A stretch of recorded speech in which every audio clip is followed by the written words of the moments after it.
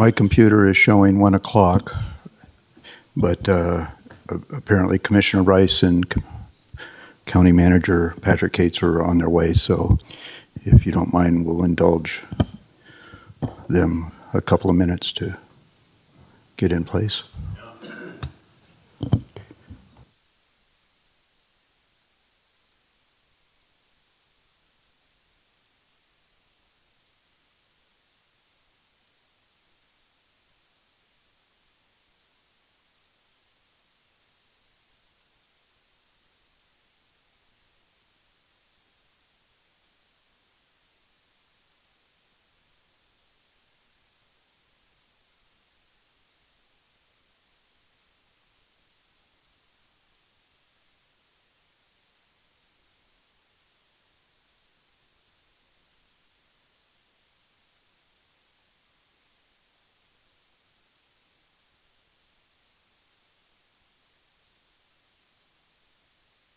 Thank you for indulging us a couple of minutes here.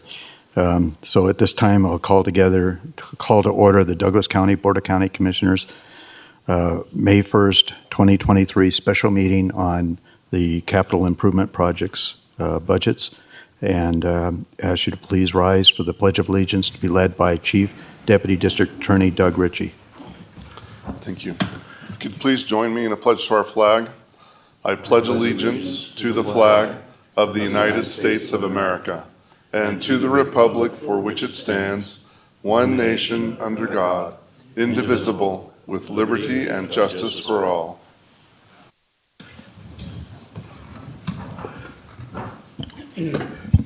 Thank you. As allowed in Nevada revised statutes, Commissioner Hales will be joining us remotely.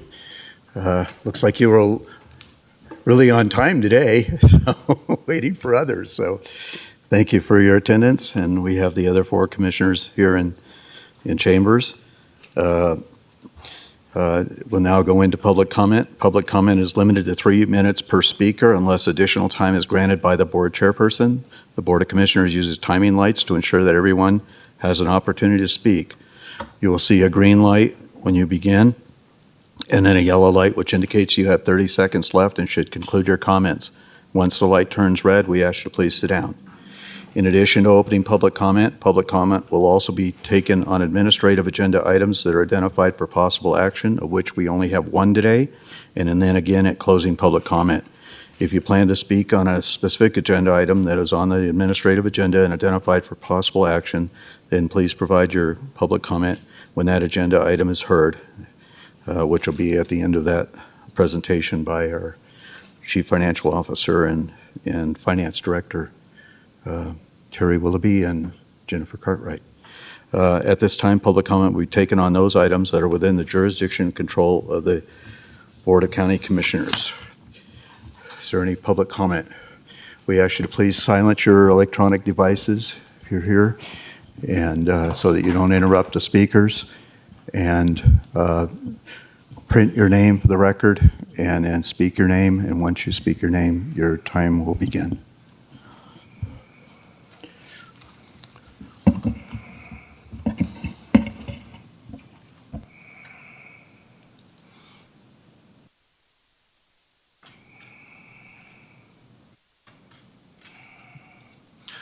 Jason Gibson with the Maladministration Audit Committee for Douglas County.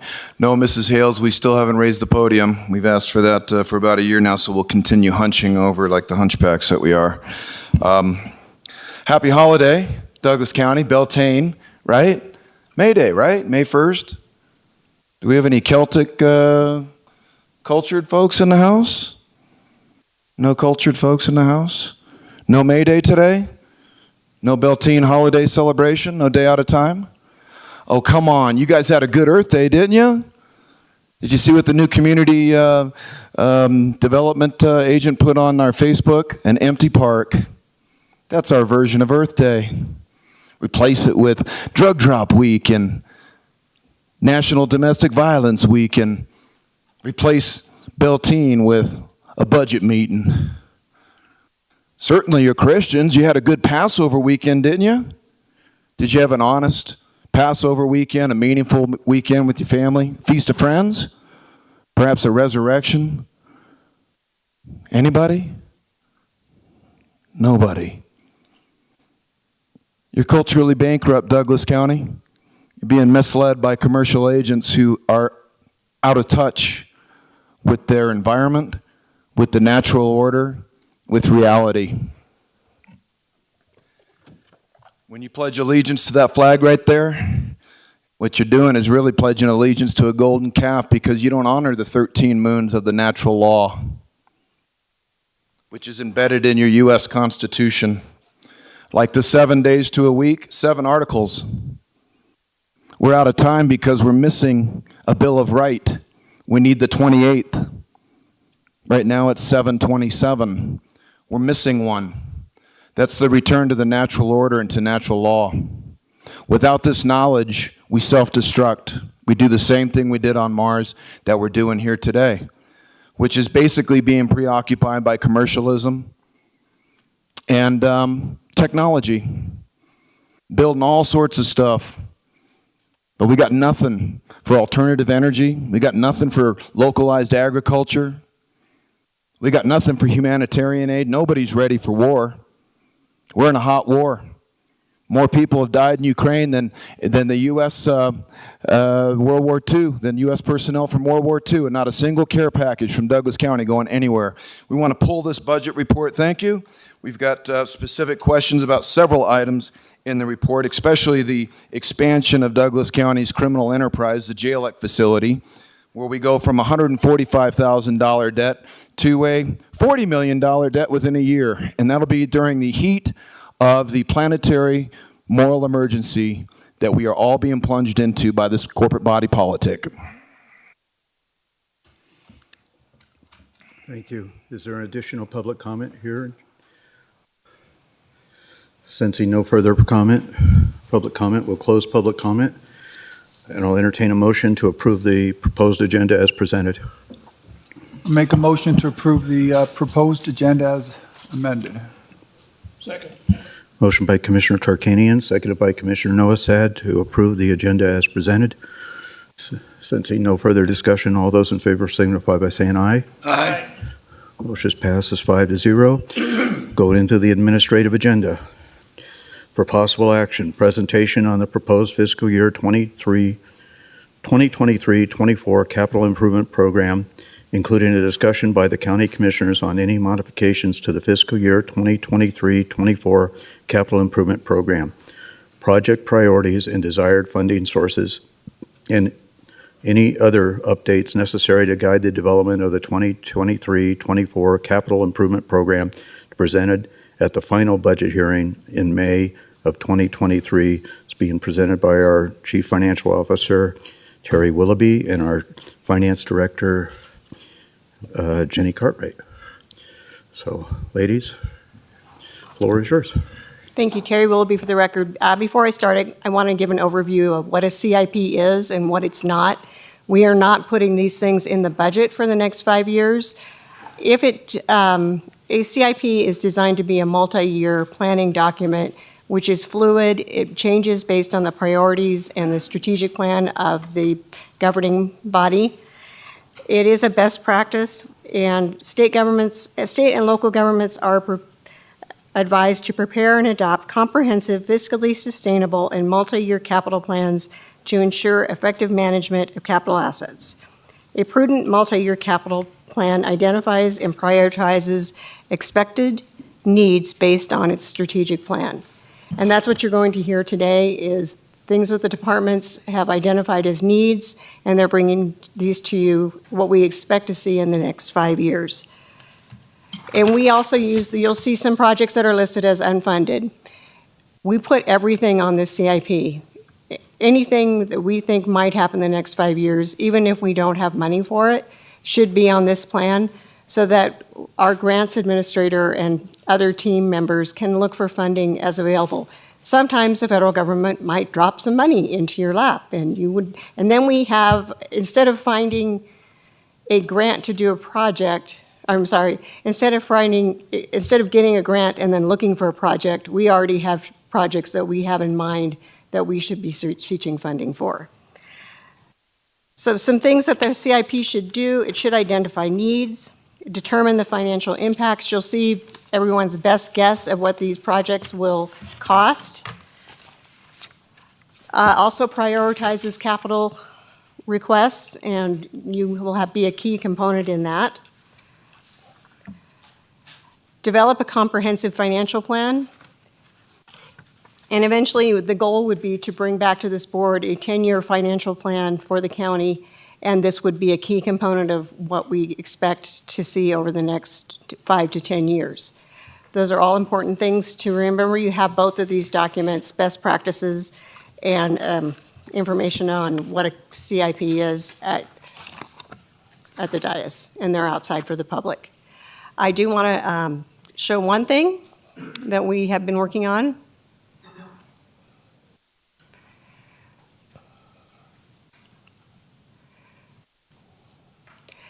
The budget book is now considered a digital budget book. It is an interactive document. This will be linked on the finance page of the county's website.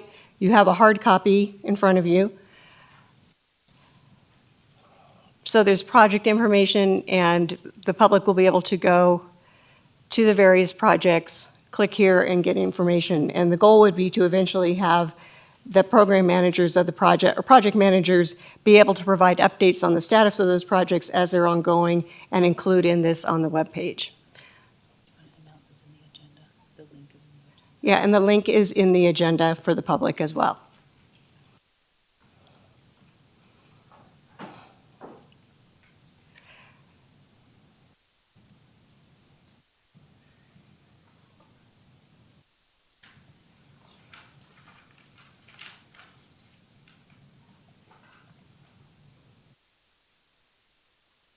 Okay. So we're going to start with the first projects are the 911. Marsha, I can't share. The first projects are the 911 surcharge project.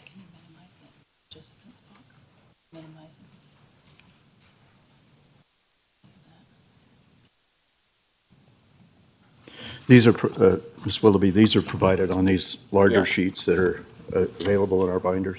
Is that right?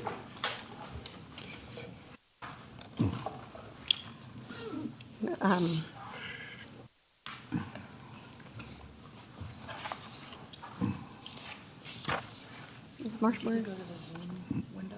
It looks like you're on a PDF, not on. It's like you're not in the Zoom meeting.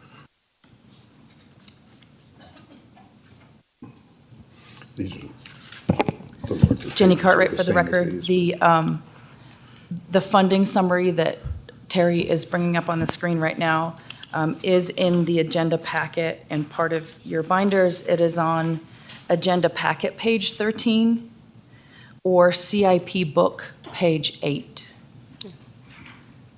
And there is an 11 by 17 insert so you can see it a little better. There we go. Thank you. Yeah, that's a lot. It's a lot easier to see at the 11 by 17 pages.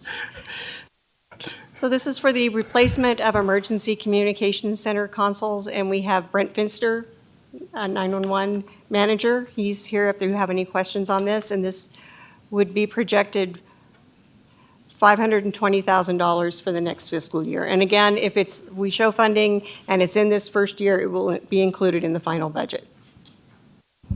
Jenny Cartwright, for the record. The detail for this project is on CIP book, page 27.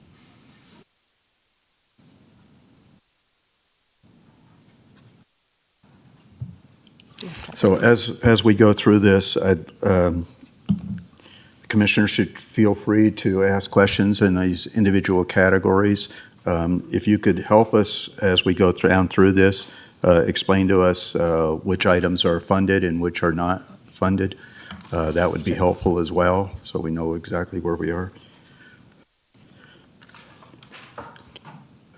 So, Commissioners, any questions in regards to this particular item, replacement of emergency communications? This project is funded from the 911 surcharge fund.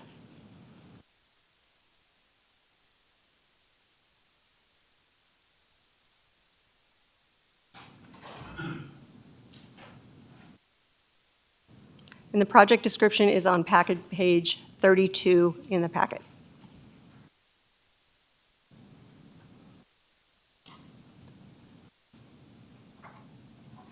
So we'll pause it each time to let everybody.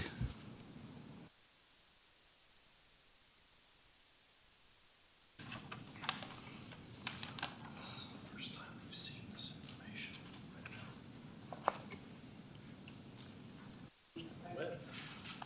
I don't know what it all entails on, and it's going to make me look like I'm micromanaging, but $500,000 for the list of equipment that they're talking about there, I assume you got, someone's done a bid on it and all that Terry, stuff? well, of course, it would have to go out to bid. This is just the budget. This isn't spending the money. So it's an estimate, and then the process is going out to bid, getting bids, bringing the contract back to the board to actually spend the money. When you make, Mr. Finster's here. We don't make estimates in finance. We rely on the project managers to do that. And Mr. Finster is here on Zoom if you have some questions about how he derived those estimates. Brent, can you? Mr. Chair, Brent Finster, Emergency Communications Manager. I have only been here just a couple months, as you know, replacing Ron Sagan, and was told 3 or 4 weeks ago by Jennifer Cartwright that there wasn't anything in the expenditures for the 911 surcharge money forecasted for fiscal year 24.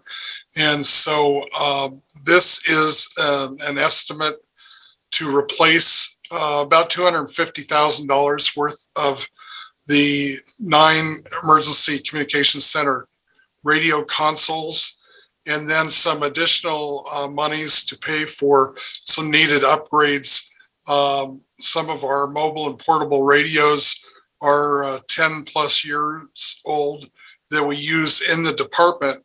And also we need some for the new emergency manager who's going to be coming on here shortly, as well as the need to replace some of the PCs that are actually run the radio part of the consoles, are over 5 years old. So we need to replace those.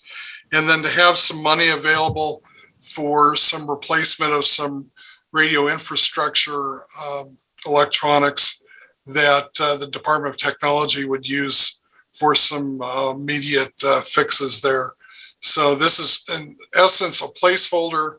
We've started doing estimates, but we would need to go through the procurement process to dial this down. And I must say this also, all of these expenditures would go before the 911 Surcharge Advisory Committee. Next meeting is in June. And it would have to be approved by them to expense, to pay for these expenditures. Any other questions that I could provide answers to? Thank you. But once it goes through that committee advisory board, then it has to come back to us for the actual expenditures. Is that correct? That would be correct. Okay. So we'll still have another look at this when it comes forward. Any additional questions, commissioners? Commissioner Hales? No? No questions, thanks. Commissioner Nosad? No? Rice? Okay.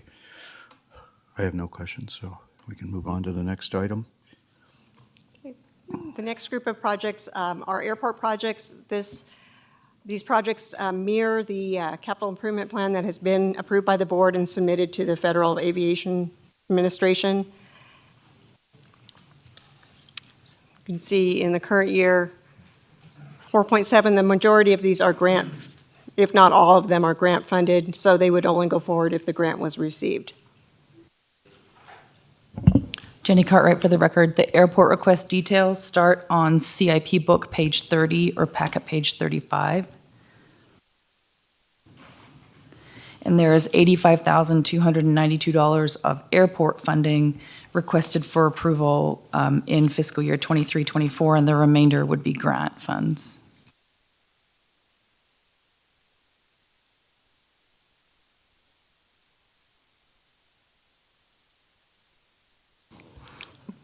So these are all pending the grant process. That we haven't received grants in this regard. It's all in the process of That's correct. of us receiving grants. I don't even believe for the majority of these that actual applications have been submitted yet.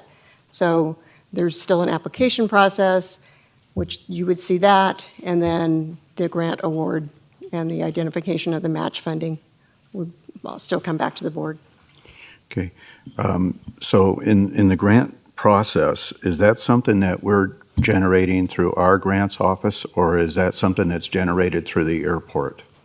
Terry will be the oversight of that. The grants are in the name of Douglas County, so that is handled through our grants process.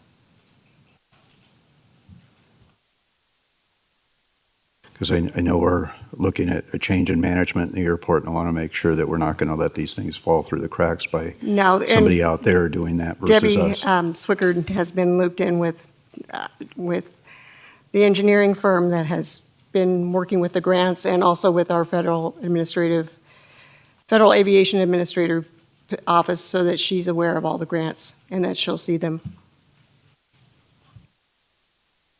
Okay, so these don't go forward unless we receive those grants, except for the funds that we have in the enterprise funds, is that right? But all of this looks like it's a grant plus enterprise funds, and That's correct. There's usually a matching requirement for FAA grants, and that would come from airport funds.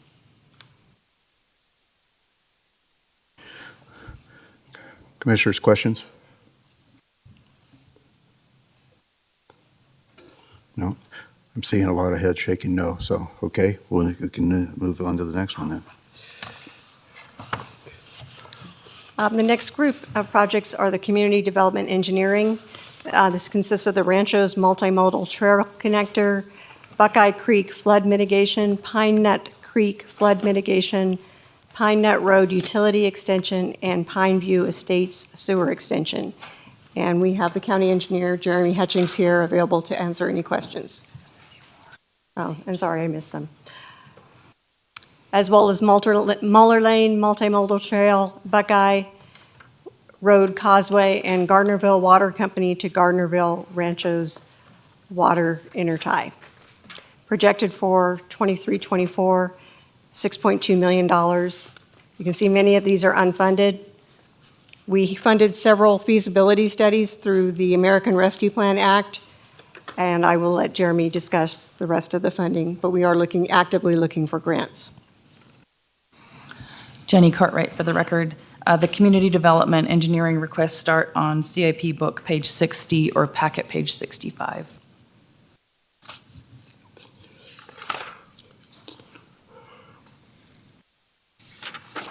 $65?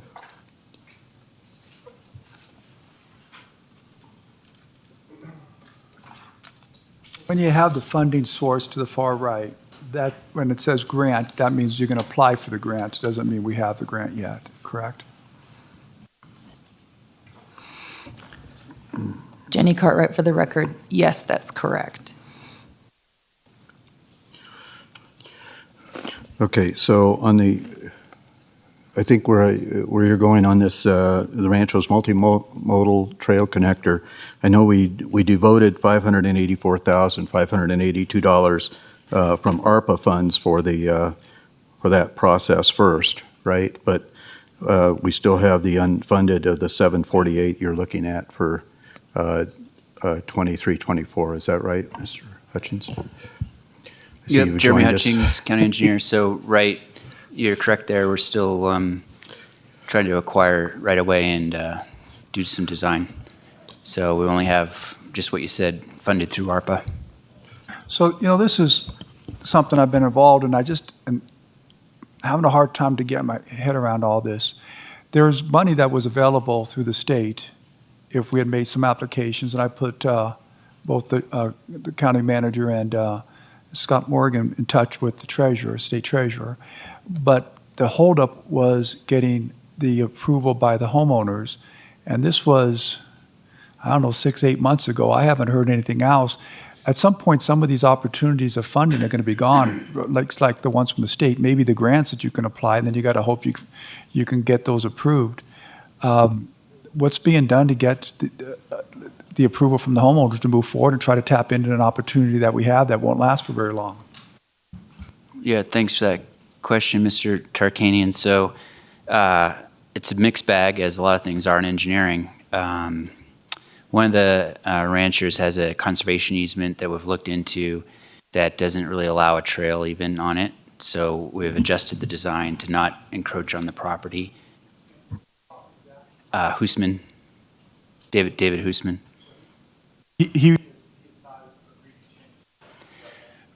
He's kind of restricted, to be fair to Mr. Hoosman. It's a conservation easement that's already in existence.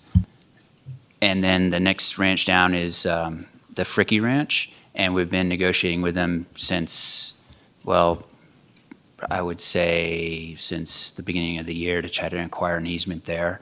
And things are going along pretty good, but negotiations take some time. We did just complete a application for a TAP grant, Transportation Alternative grant, that we used to fund the Martin Slough Trail that was recently completed. You were at the ribbon cutting, I believe, if I remember right. So we just submitted that grant application about a month ago, and we'll know probably in the fall whether we get that funding or not. Does that answer your questions? I guess the question is just how long it takes to work with the homeowner to get something like this done. I mean, either he wants to work with the county and have this project happen, or he doesn't. But I mean, you guys are talking to him. You know better than I. Just was wondering where we're at with it. It takes a long time, apparently, longer than you'd think. And Terry Willoughby, for the record, that does bring up a good point. Just because it says grant doesn't mean that we haven't applied for things. It just doesn't mean it's a sure thing yet. So we've spent the 584, and then we're looking at 748. That's unfunded, however. What phase of the project would that 748 cover? We haven't spent that yet, Commissioner Gardner. That's just funded through the ARPA, but we've been working on the feasibility side of things and negotiating with the easement, but that's money still available to the project as we work with the Frickes and potentially other homeowners that we might need for acquiring the easement. So it's still in reserve. We haven't spent it yet. No, the 584 is what was granted by the ARPA funds, right? I'm talking about the 748 that we have budgeted or projected for 23-24. What phase of that program would that cover? That would be the next phase, and as we roll into design and we've secured the grant, if we secure the grant, we secure the easements for the project, that would be the next phase. So we've rolled over what we didn't use from the previous year into this next fiscal. Okay. So if we're successful in gaining that grant, and so we're looking at another 4.3 million to complete that project.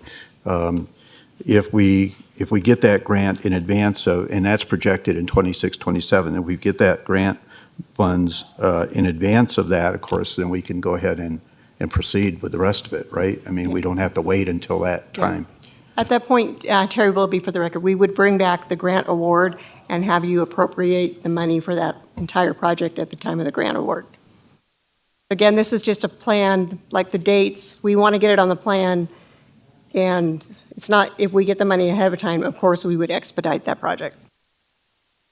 I understand. In this whole process, especially on these unfunded ones, we have them projected out here for 5 years, but that's dependent upon us getting those grants and being able to move those projects either forward or, in some cases, perhaps even backwards, or maybe not at all, dependent upon the funding availability and the ability to get those grants. So. Yes, that's part of the prioritization process of the CIP is if you get a grant for a specific project, that's going to move the priority of that project up, and something else may be moved back. So.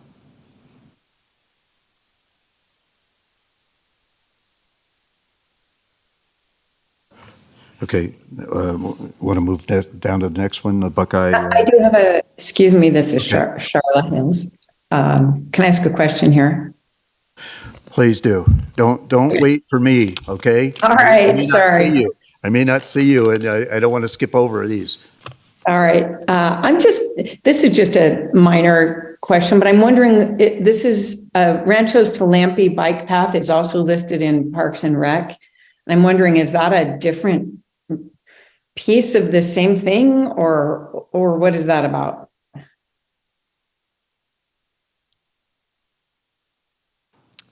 See Scott Morgan coming up. And Mr. Morgan's on deck. Mr. Chair, Scott Morgan, Community Services Director for Douglas County, Commissioner Hells. That is the same project. These are priority projects from your Park and Recreation Advisory Board, and it is a duplicate. It was put off or in part in conjunction with this particular project, but this is the recommendations from your Citizens Advisory Board.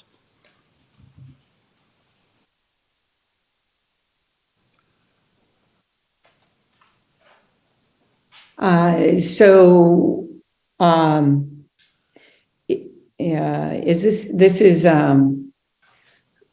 don't have duplicate efforts going on here, right? We're talking to each other, right?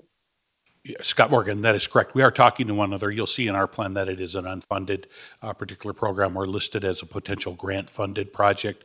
I think the advisory boards just wanted to make sure that it gets into our plan. And our discussions started last year in the fall, and this was prior to the efforts of community development, and they are aware of the process. They are also in tune because we are doing our Douglas County Trails Master Plan update, and this is going to probably be identified as a high priority trail. They just want to make sure that it's showing up everywhere in all of our plans if grant funds become available to construct this. Since then, community development has located and applied for some grant funds. There is no duplicate or no duplication in efforts. We are coordinating. Good. And I do support this as a high priority. Thank you. Okay, we're ready to move on to the Buckeye Creek.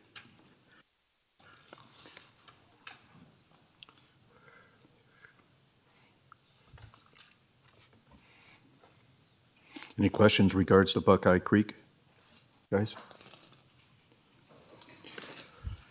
Doesn't look like there's any, once again, this is all unfunded, right?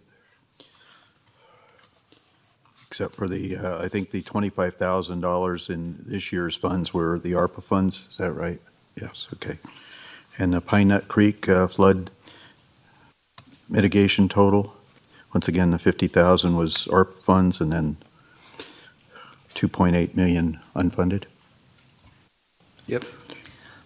Jenny Cartwright for the record. We actually have $525,000 coming from or proposed to come from the ad valorem capital projects fund, which is Fund 405. It does have that $525,000 available for the potential purchase of right-of-way for this project in the upcoming year, and the remaining $2,275,000 would be unfunded. Thank you for the clarification on that. It's a good thing to point out. So,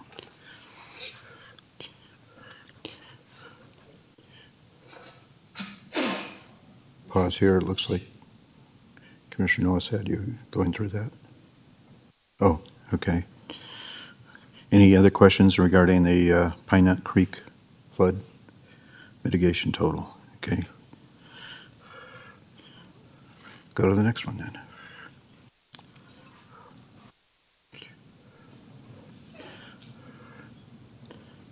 That would be the Pine Nut Road utility extension. Okay.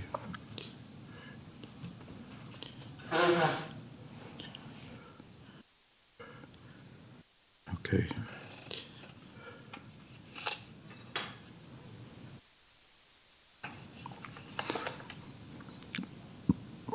Once again, the majority of these funds that we have identified for through the fiscal year, this fiscal year, were all ARPA funded, and then trying to identify where we can find the grants to complete those. Okay. Terry Willoughby, for the record, yes, most of that funding was for feasibility studies related to these projects, which would set us up very nicely for grant applications. Okay.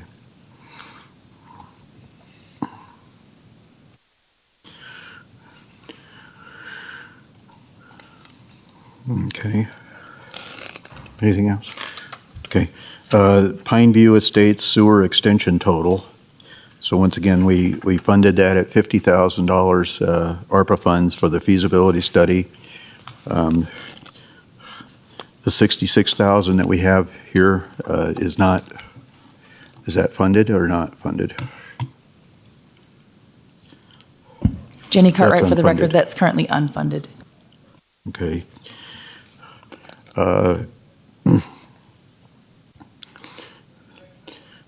So we're looking at a total of, to try to run sewer down to the Pine View Estates, we're looking at a total of $6.7 million, $6.8 million actually, I guess.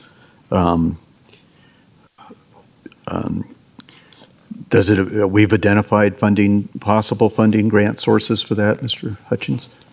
Jeremy Hutchings, for the record, no, not yet. We're in the feasibility stage. We just got that on the street today, actually, to do the feasibility study. So we haven't identified any grant funding yet. I am aware that I believe Pine View Estates themselves are looking at some grant funding to try to help out with that cost as well, but I'm not directly involved with that element. So I don't know that we have anybody from their HOA here, but I also understand that they're looking at a possible special assessment district in the process to try to accomplish this task. Possibly, I'm not 100% certain on that. And I don't see anybody here from the HOA either, so Yeah. I can't answer that question directly. Okay.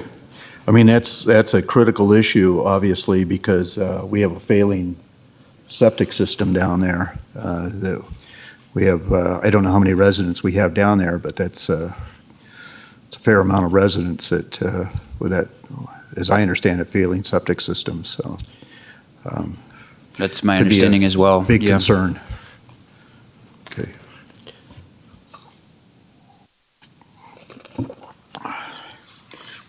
Okay. Any other questions, Commissioners?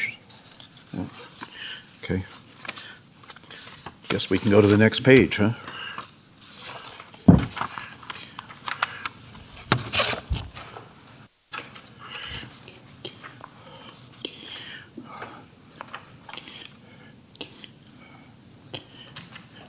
Okay.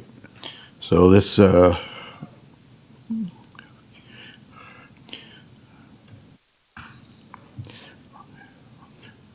want to talk about this, Ms. Cartwright or Mr. Hutchins?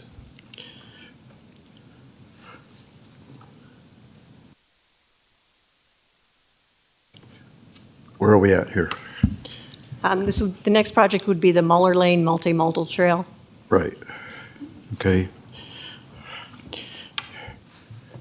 Okay, and so this is different from Muller Lane itself. Is that obviously? I mean, the dollar funds. Well, I don't know. Maybe not.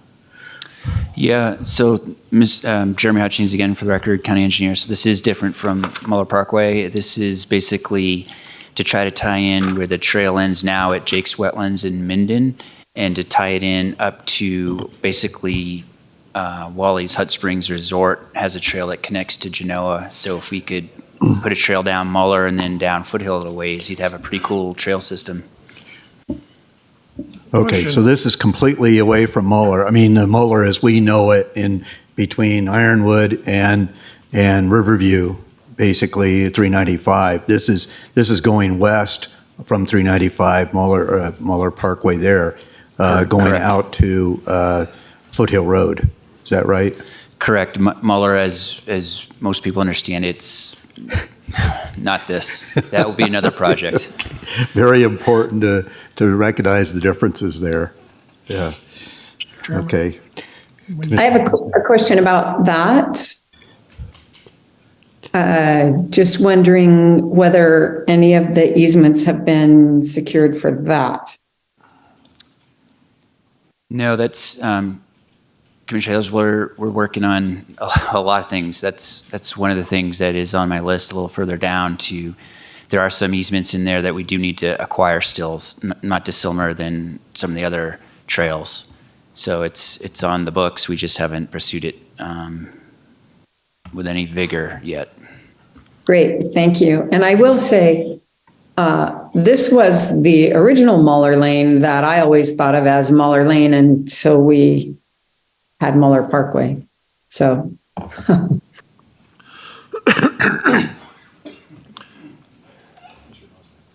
Yes, I'm reading in the scope here that the trail would proceed westerly along Ironwood Drive, crossing to the west side of 395. Is there going to be a safety crossing there or something? Right now, we plan to take them down to the light that's there at McDonald's. That's the plan generally right now, Commissioner Noasad, but that's just a feasibility study. You would have to vet that out. So, but that's the plan right now because there's already a signal there. You know, the whole, when you think about a multimodal trail in its entirety, some of it isn't as beautiful as other parts. You know, some of it you're wandering along the, you know, a slough or a, you know, a pond and it's pleasant. Other parts you're more like a sidewalk through a neighborhood or something, or crossing at a light. That would be a light crossing for now. Thank you. I can't help but, I look at this and it's projected over the 5-year period hit of almost $13 million, and yet 2 lanes of Muller Parkway isn't projected to be much more than that. So we're talking about 2 lanes of Muller Parkway for just a few more $1,000s. Trails are not cheap these days, are they? No. Especially if they're 10 feet wide and 5 miles long.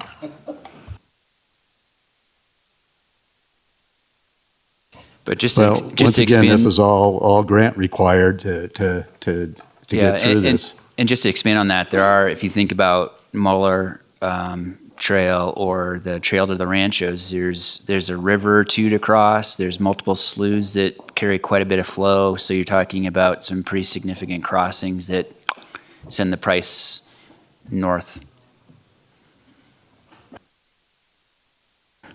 Well, when it comes to Muller Parkway versus Muller Lane, I think our residents are more interested in Muller Parkway than they are in a multimodal trail, but that's just my thought process.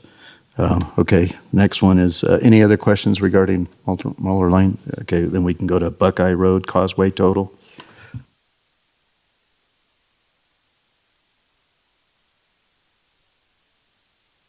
Anything you want to add on this one? We applied for a grant, so we'll see if we get any money for it. But I'm happy to answer questions. It's basically to keep Buckeye open during a flood, which might help with the connection to the JLEC, but that's just in there. Okay. Okay, so we can go to Gardnerville Water Company to Gardnerville Ranchos GID water intertie total.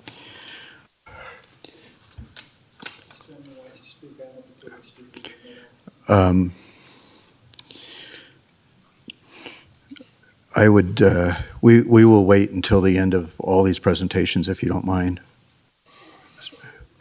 Thank you. Okay.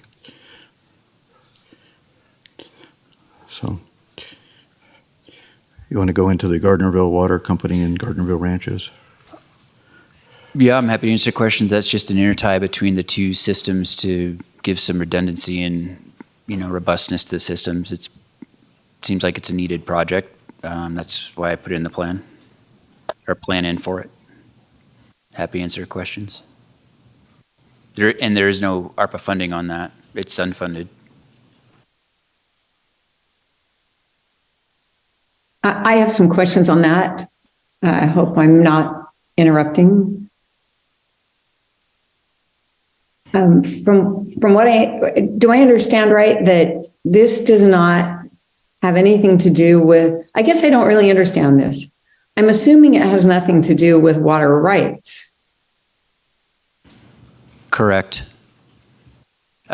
So I'll give you a little more explanation. Basically, there's two water systems that are, separated by the Carson River, essentially, one for the Gardenville Ranchos and one for the Gardenville Water Company.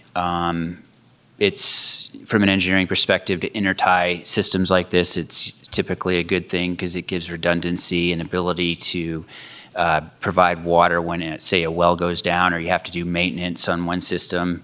The other system can pick up the slack. So it makes sense if you think about the county as a whole and tying those two water systems together, it does make a lot of sense. But it doesn't, at this time, have anything to do with water rights per se.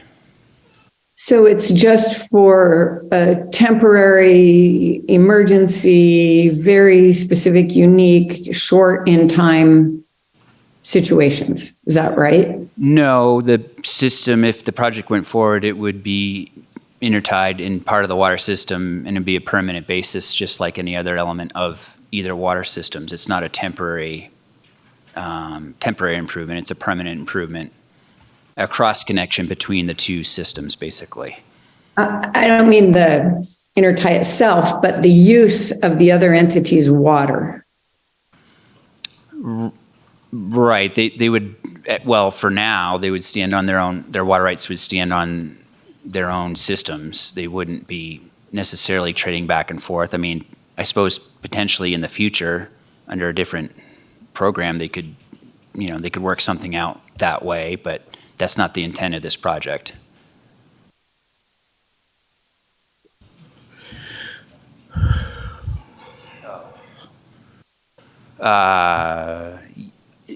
So yeah, Jenny was clarifying that is this only for when the power goes out, the well goes down? Not really. I mean, they're intertied at that point, so the systems would work together. I mean, you could set it up that way, but usually having two systems intertied is usually a good thing for both systems. I'm not sure. Am I answering your question, Commissioner Hales? I think so. I guess that I just want to clarify that if one entity is out of water rights, then just tying to another entity doesn't mean they can issue more will serve letters, for instance.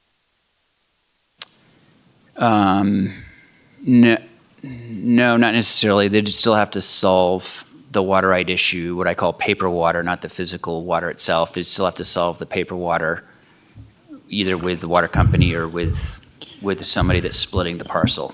That would still have to be solved, no different than it is today.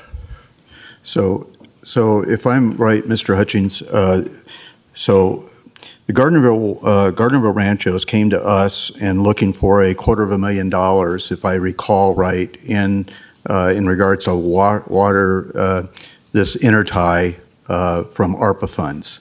It was $250,000, as I recall. The price has apparently gone significantly higher, but this was only to be able to allow the Gardnerville Ranchos an opportunity to, should all of their well services go down and they not be able to provide water to their customers, to be able to draw that water and it would be metered off of the town of Gardnerville to feed their residents. Likewise, it would be able to go the other direction if something happened with the town of Gardnerville's water, and they needed to draw water off of the Gardnerville Ranchos, they could do so as well. But that would be a metered process. It would be bought from the existing water that was in either one of those entities. But that's what I understood it as an emergency water source for either of these entities. Is that a correct process? Yeah, that's generally correct. Yep. So the $50,000 that's projected for 23-24, is that a feasibility study I originally thought that that was the Yes. amount that was identified for a feasibility study. Unfunded feasibility study. Okay, and so, and then we're looking at 10,000 for 24, 25, 25, 26 of 53, but then it jumps up to 821,000, but I was under the understanding it was $250,000 is what they were looking for that intertie. So is that process gone up? I'm not sure what the manager, Greg Reed's a buddy of mine, I'm not sure what exactly he had put in for ARPA funding, so I don't recall off the top of my head. That sounds roughly correct. But this project being unfunded from the last year, some of the fees just roll forward into that, what was the original 5-year plan, then just kind of rolls forward. So as far as I'm concerned, this would be, for this year's fiscal year, be an unfunded feasibility study. Yeah, it's all still unfunded regardless of where we get there, how we get there. Correct. Okay. Okay. Any other questions, Commissioners? Does that answer your question, Commissioner Hales? I'm getting a better picture of it. I guess I don't understand enough about this. I don't understand. Are there other areas that don't have redundancies? And what does and if water is generally an enterprise, right? An enterprise fund. I mean, don't we have a water company that's an enterprise fund? And if that's generally how it is, are we going to treat this differently? And there's just a lot that I don't understand about this yet, which maybe now is not the setting, but I don't know enough to support this as a priority.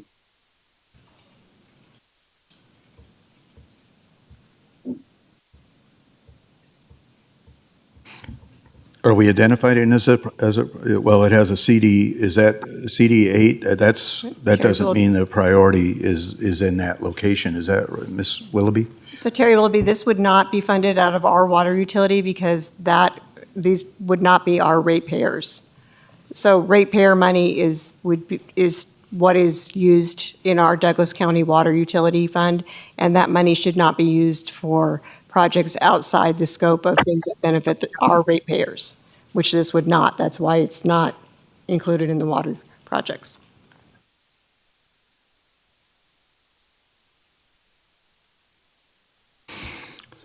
I mean, that makes sense to me. I'm just wondering if we treat some water customers as you know, there's an enterprise fund for some water customers. I know these are not our customers, but why would we do $1 million thing to benefit? I just don't know enough about this.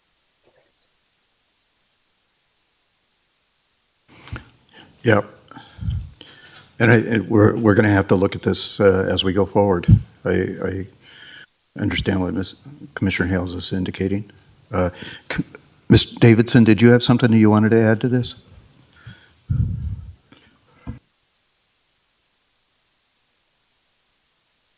There we go. I was pushing the wrong button. Thank you, Mr. Chairman, members of the commission, Assistant County Manager Jennifer Davidson for the record. In a prior lifetime, 5 years ago, I ran the town of Minden Water Utility, so I can speak to this matter. Douglas County is in an interesting position as a water utility, water purveyor, in that we have multiple separate, distinct water systems. Last time I counted in my conversation with Mr. Ricker, we were at 13. Very few of our systems are actually connected to each other. We do, through the wholesale agreement, have a intertie connection with the town of Minden. The town of Minden has an intertie connection with the town of Gardnerville Water Company. This would extend that connection now to grid, which would create system redundancies across multiple water utilities and allow for that emergency connection. The reason why we don't treat all water systems the same and why we're not connecting to everyone is not everyone is able to intertie with us currently. Our closest next water purveyor, if you're going to extend the straw 1 foot, 1 mile further, so to speak, would be Grid's system. And typically what we have pursued when we look at these types of intertie connections is an agreement at a wholesale rate if water is exchanged. which goes either way for either party who's accepting water in these types of situations. It would not be in our best interest to pursue ongoing operational daily feeds of water in either direction, because that opens up a whole water quality can of worms in water monitoring. So really, this is just intended as that emergency stopgap measure. It is an overarching water plan for Douglas County, strategic plan for Douglas County to create these system redundancies where possible. And in this case, we do have the ability to do so, but certainly it's a policy decision for the County Commission if you do want to pursue this and you agree it is appropriate. I'm happy to answer any questions that you may have. I do have a little bit more water background than Mr. Hutchings, but he also can happily weigh more in on this topic if you wish to discuss it further. Also, Commissioner Hills, I'd be happy to meet with you separately to discuss this in greater detail if you want to go through our water master plan and all of the systems that I referenced. As I mentioned, there's 13 different ones, so there's a lot going on. Thank you. Thank you. And I would also suggest that we're recognizing that we have a nitrate plume in Ruinsroth with no community water going down to that development. We also have a failing septic system in Pineview Estates that we've already identified with no water system going down to that either off the town of Gardnerville. The furthest I think we have water going down to there is the India 395. So we have a number of water challenges throughout our community. This just happens to be one of those. So anyways, and how we address those are long-range, costly entities. That's correct, Mr. Chairman. So, of course, all of those long-term strategic priorities, including priority ranking for the County Commission, would be addressed in our long-term planning documents, such as the master plan, the utilities and facilities section. But then also, Public Works has a water master plan overall. Thank you. Okay. Any other questions, Commissioners? Commissioner Hills, did that help you out? Yes, thank you. A perplexing problem. So thank you, Ms. Davidson. Okay, so are we done with the community development engineering total, I suppose, right? That's correct. Once again, all of this is unfunded, so a lot of discussion about long-range things that hopefully we can achieve over the. And Terry will be, that's part of the plan. The reason for this plan is to bring up such discussions and to also mirror them with other plans, such as a water plan. Jenny Cartwright, for the record, just a reminder, there is that $525,000 that is proposed to be funded as part of the community development requests for the purchase of right-of-way from the Ad Valorem Capital Projects Fund.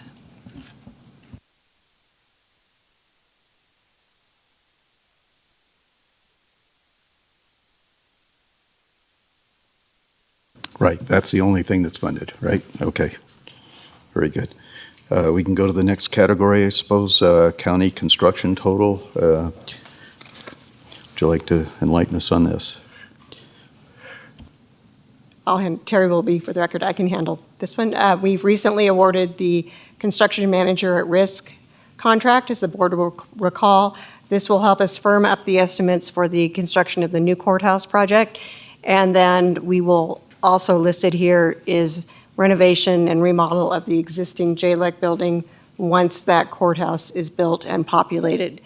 And of course, we will be bringing back more information on the project, and this will be debt funded. You'll know when we bring that back. It'll be a big thing. So we expect to bring the debt issuance, the first step, probably early fall, late summer.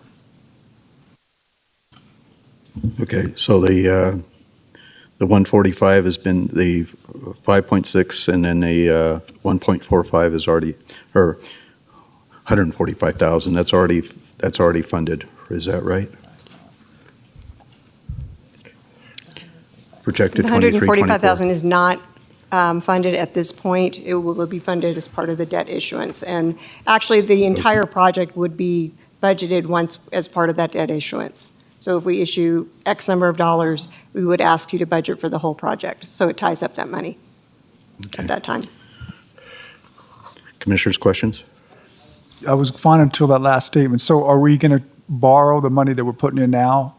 Is that going to be part of the bond, the 5,658,000 and so forth? Or is that what you said? I'm sorry. No, the 5.6 has already been spent. That was like part of the land acquisition, all that's already gone forward. The big dollars, the 32 million, the 4 million, the 36.1 that says debt on the right-hand side, that will all be part of the debt issuance. But you're not going to split that budget over multiple years. If we issued 36 million, we would ask you to tie up the budget or appropriate that entire 36 million for that project at that time, if that makes sense. Commissioner Hales, questions? Okay. Commissioners, Nosad, Rice? Okay. Okay, we can go to the next item. Terry, will be the next items are Douglas County water projects. These are all funded through the Douglas County Water Utility Enterprise Fund. And we do have Mr. Robillard here and available to answer questions.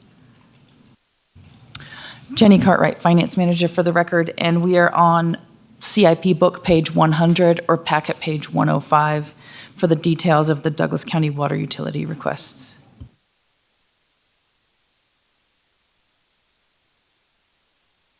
And the first project would be the Mountain View tank replacement.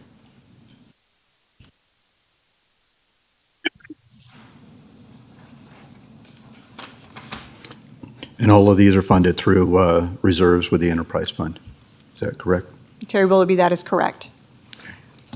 As part of a rate study, they plan out their capital needs for several years, and so this is directly taken from that. Okay. Commissioners, questions? Commissioner Hales? No questions. Okay. Once again, if you have questions, Commissioner Hales, please jump in. Will do. Thank you. Sometimes I can't see the red dot there or the not red dot there that you're got your mic on. So, okay. And then, okay, so the next, no questions on the water utility total. So we'll go to the judicial services total. Terry Willoughby, and we have Miss Bobby Williams online. She's available to answer questions. This is for a jury case management system.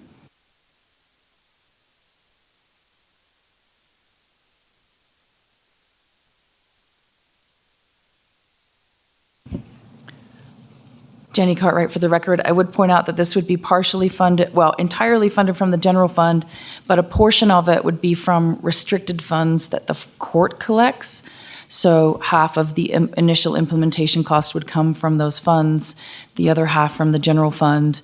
And the general fund would also be supporting the ongoing maintenance costs of a little over $18,000 a year. Okay. Did we include these funds in our tentative budget?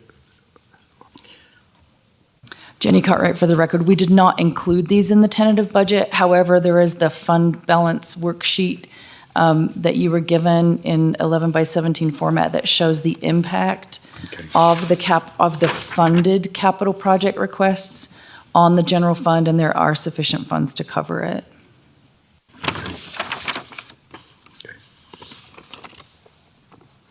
Commissioners, questions?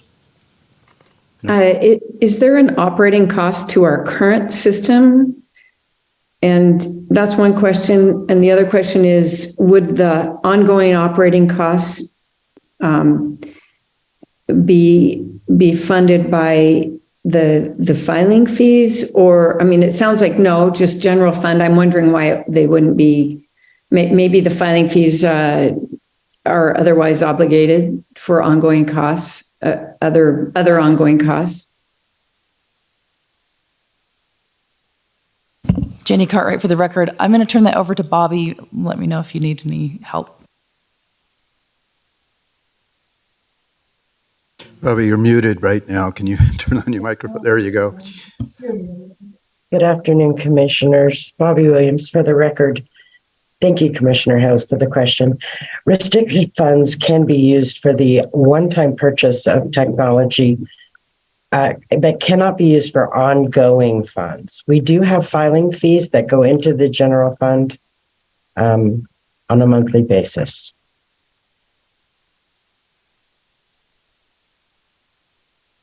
Thank you. Good. I'm good. Jenny Cartwright, for the record, just one point of clarification. Bobby, correct me if I'm wrong. This is a new system, so we don't have any existing costs to maintain this system. That is correct. We have been limping the current system we have along for 15 years now. We've had this system for quite a while.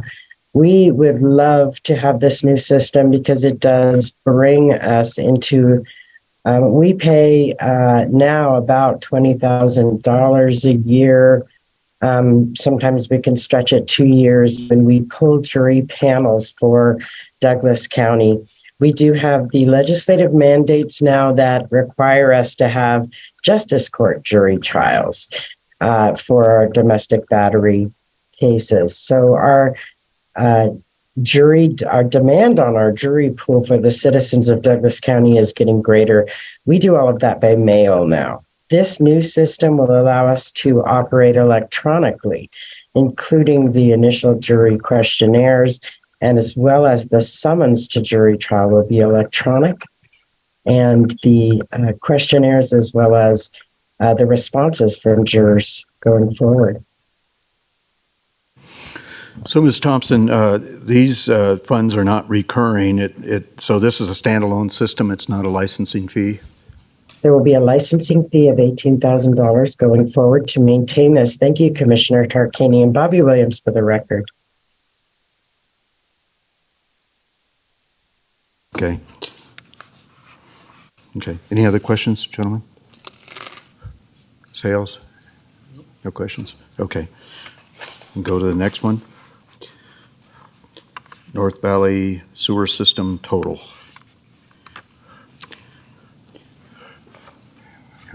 Terry Willoughby, for the record. These are all funded through the Douglas County Sewer Utility Enterprise Fund, and these will be funded from the reserves. Total of $1,275,000 in fiscal year 23-24. And again, we have Mr. Robillard here available to answer any questions.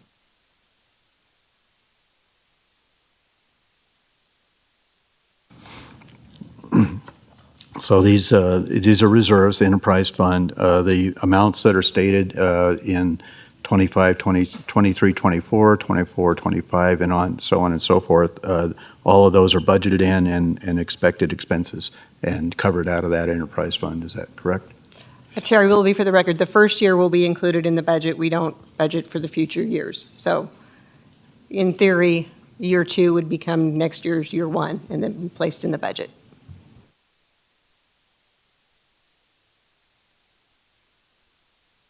But, as others are projected due to grants, these are kind of built in as costs for that process. Terry Willoughby, for this, the same method would be when they determine rates for the enterprise funds. These are part of the planning process. Okay. Want to go to the next one, Parks and Rec? Mr. Chairman, can I get a short break before we start this one? Because it looks like it'll be a little bit longer.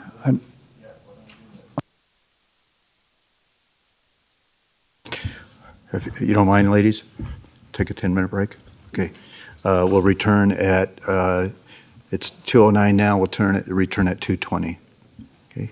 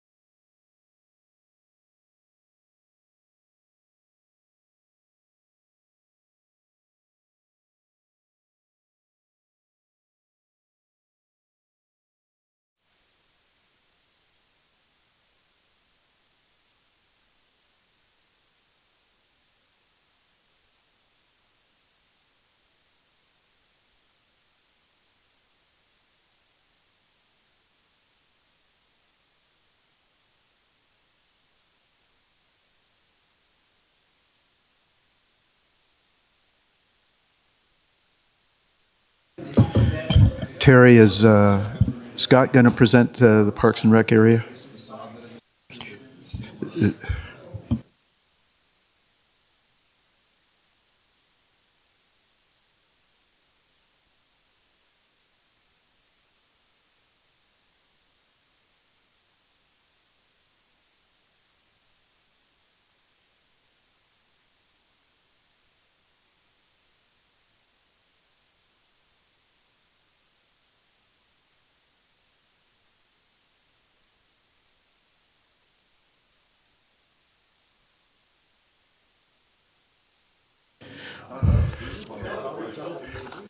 Okay, it's 2:20. We're going to come back into session.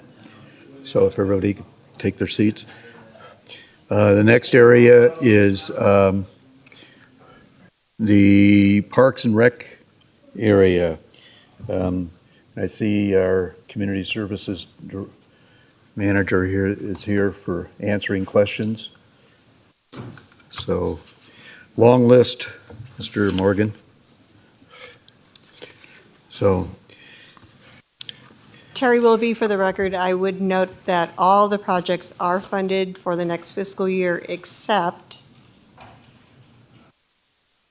the last two, which is $50,000 for the state line to state line bike path, and $200,000 for the Valley Campground. With that, I will turn it over to Mr. Morgan. Do you want me to read them off and then? Sure. Okay. Yep. Yes. Jenny Cartwright for the record. We are on CIP book page 140 or packet page 145.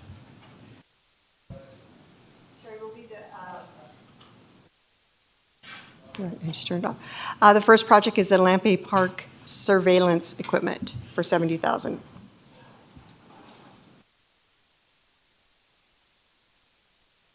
okay, so as I see it, all of these are funded through room tax.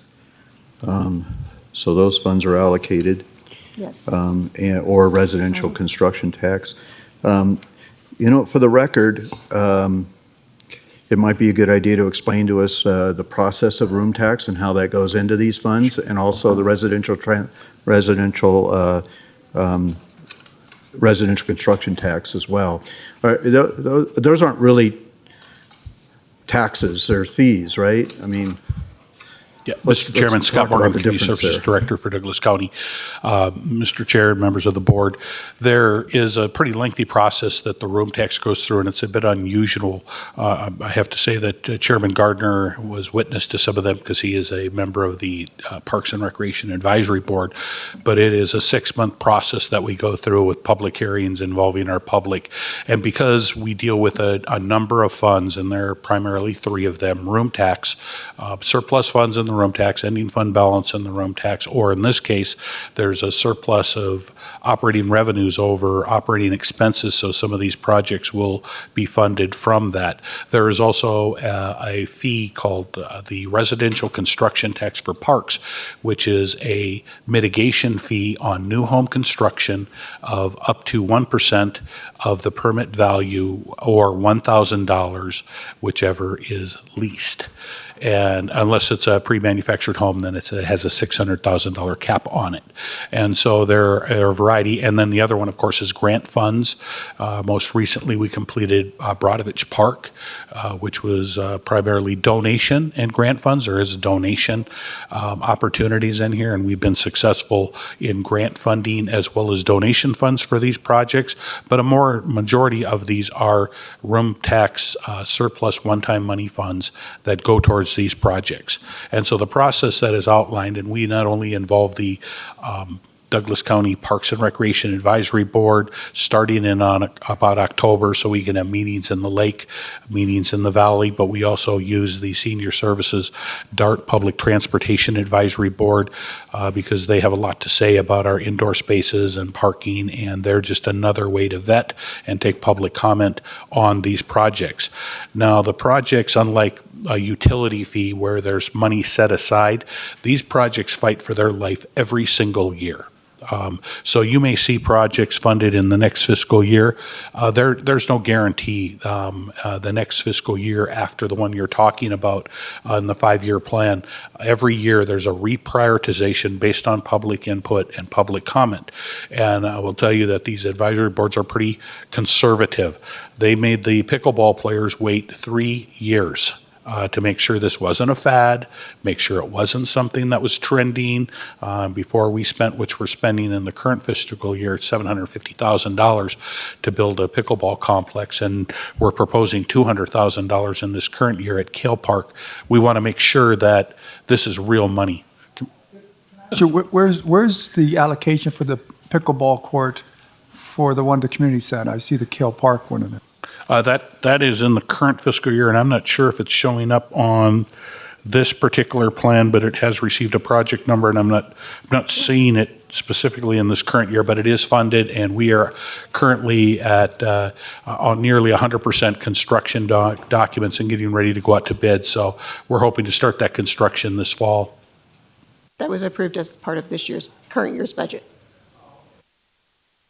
So part of that process is that public review and a prioritization. I also like to use the skateboard park. It took 7 years because our advisory board made up of Douglas County residents were concerned that it wasn't going to be a fad or a trend.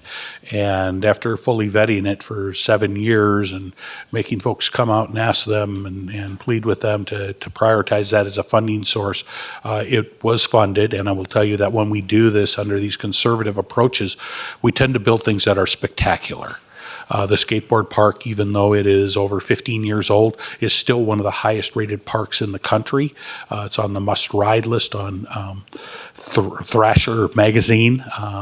And so we have received great accolades, and we're holding out great hopes for that we're going to have a pretty spectacular pickleball complex when that is done as well. So if you would like, I can go through each of these, or I'm just available to answer questions as they come up. I would like to point out that the very last two, we are not asking for funding. Those are basically holdovers from the prior year.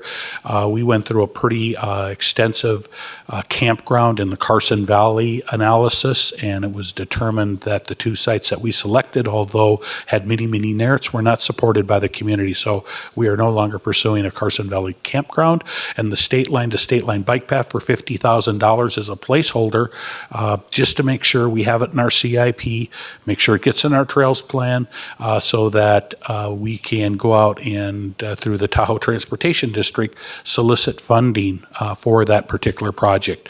To date, other than operation and maintenance, Douglas County has not dropped one dime into the state line to state line bike path, including the first projects were the South Demonstration Project, Kale to Nevada Beach, and then from Nevada Beach to Round Hill Pines. Those are all federal funds. We continue to go on that path. So when you see we used to put enormous dollars in there because that's really what those paths cost. So now we just put a placeholder in there so it can show up on our plan. So when the Tahoe Transportation District solicits fund, they say, is it in the local plan? Well, yes, it is. It'll also be in our trails plan. But we support that, the next phase, which is currently being funded and planned, which will take us from Sand Harbor all the way to Highway 50. And we are fighting really hard to get prioritization to carry on the plan from Round Hill Pines to Zephyr Cove. Well, I'll just make a couple of quick observations. Number one, it takes a lot of money to build a pickleball court. It's a lot of money.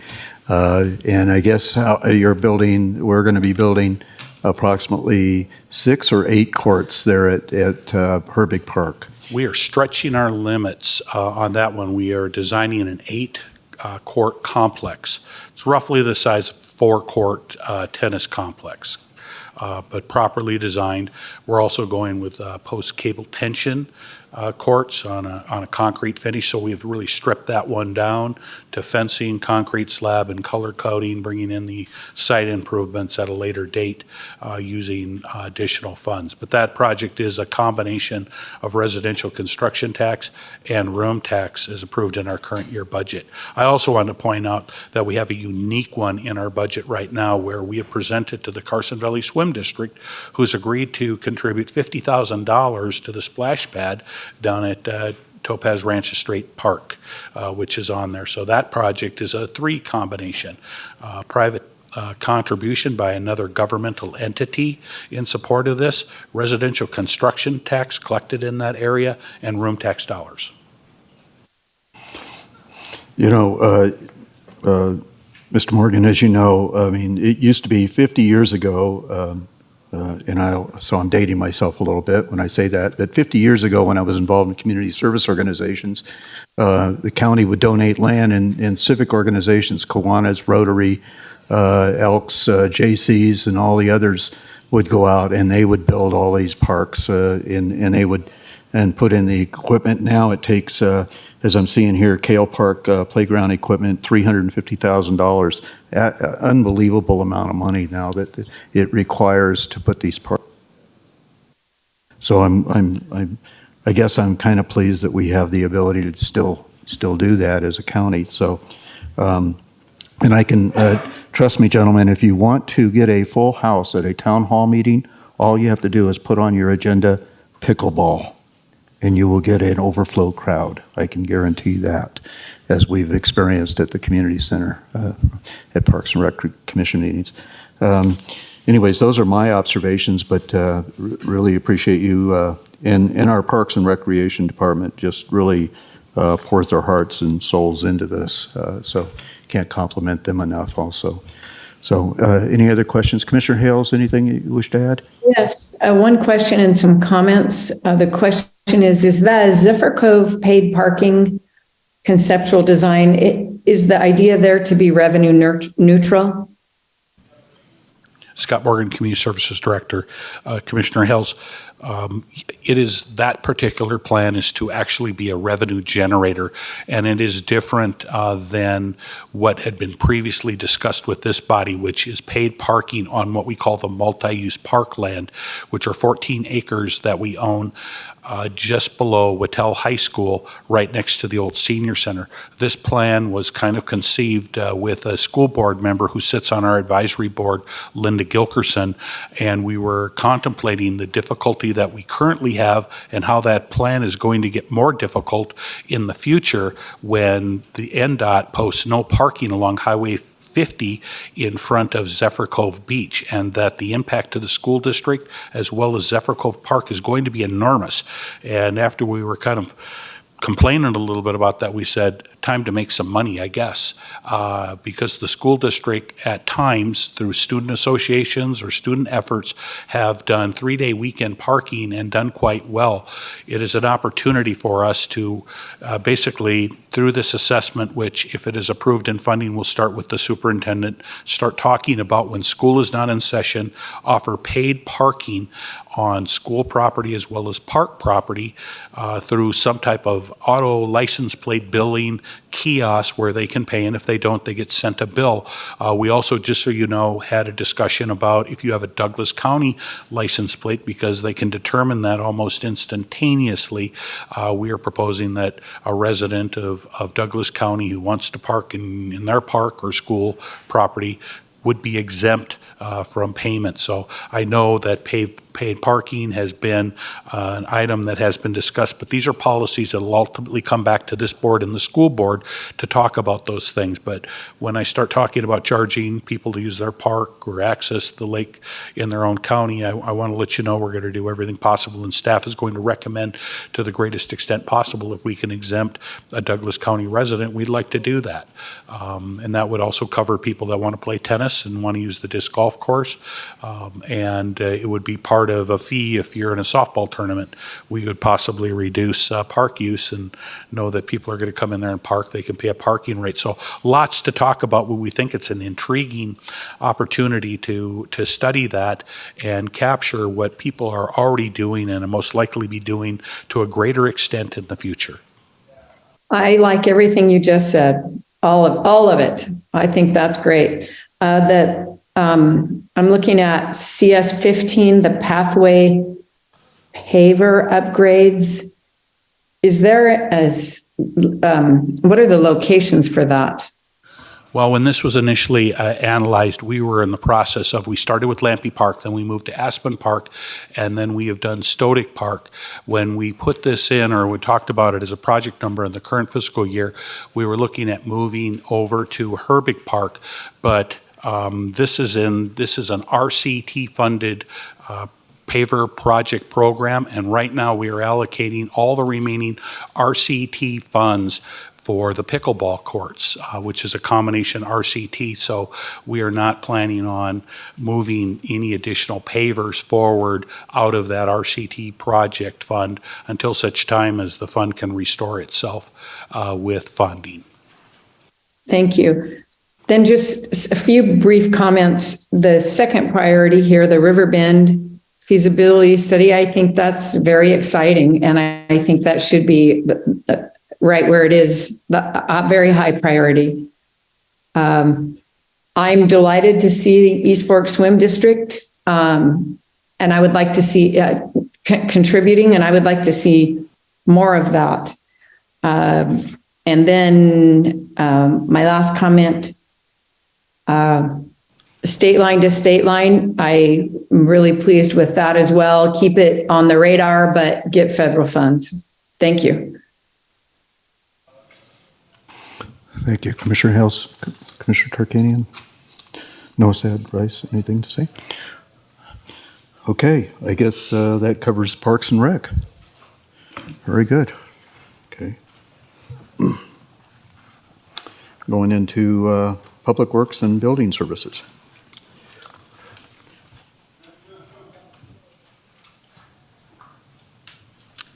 Terry, will be the first project would be elevator upgrades across the county. The first phase of that is funded through the Extraordinary Maintenance Fund that was established or reestablished in 2023. And those are state mandates.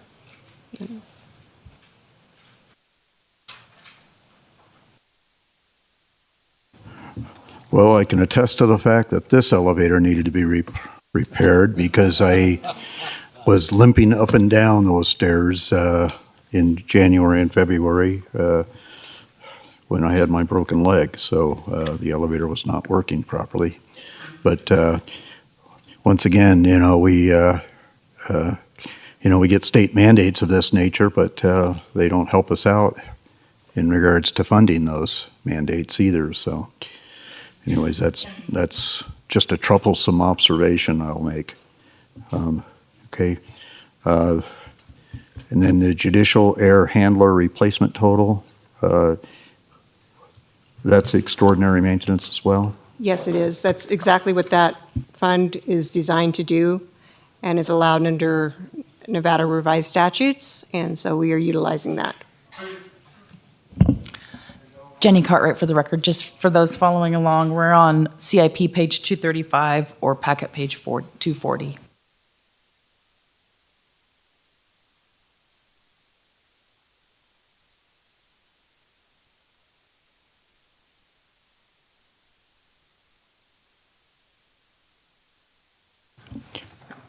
So we're talking about the judicial air handler replacement. Now, we did have some jail funds that we, out of ARPA, for air purification systems or something of that nature. Is that correct? This is different than that. This is different. This would just be a replacement of existing.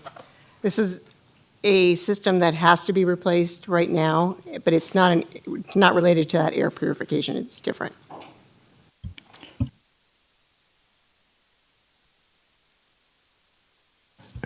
And then the roof replacement as well, right? So, okay. Any questions, commissioners? And these were both of the items for the existing judicial building were vetted to make sure that they were things that needed to be done, because the question is always, if we're going to be remodeling, why not wait until after? But these are extraordinary items that need to be done quickly. But this will still go out to a bid process and come back to us. Absolutely, correct. Right. Okay. Anything more on public works and building services, gentlemen? No? Commissioner Tarkanian, looks like no? Okay, I thought you were forming a question there. Okay, we'll go to regional transportation then. Right. Terry Willoughby for the record. The first project is Muller Parkway, and again, these are just estimates. I know it says unfunded. We do believe we have funding in place. However, this will need to be approved by the RTC board and from reserves. And a lot of it depends on, it's still a project in flux, and so this does include part of the Ashland Park development agreement is included in this estimate. And I got a couple questions if I could, John's please. here. John Erb is here.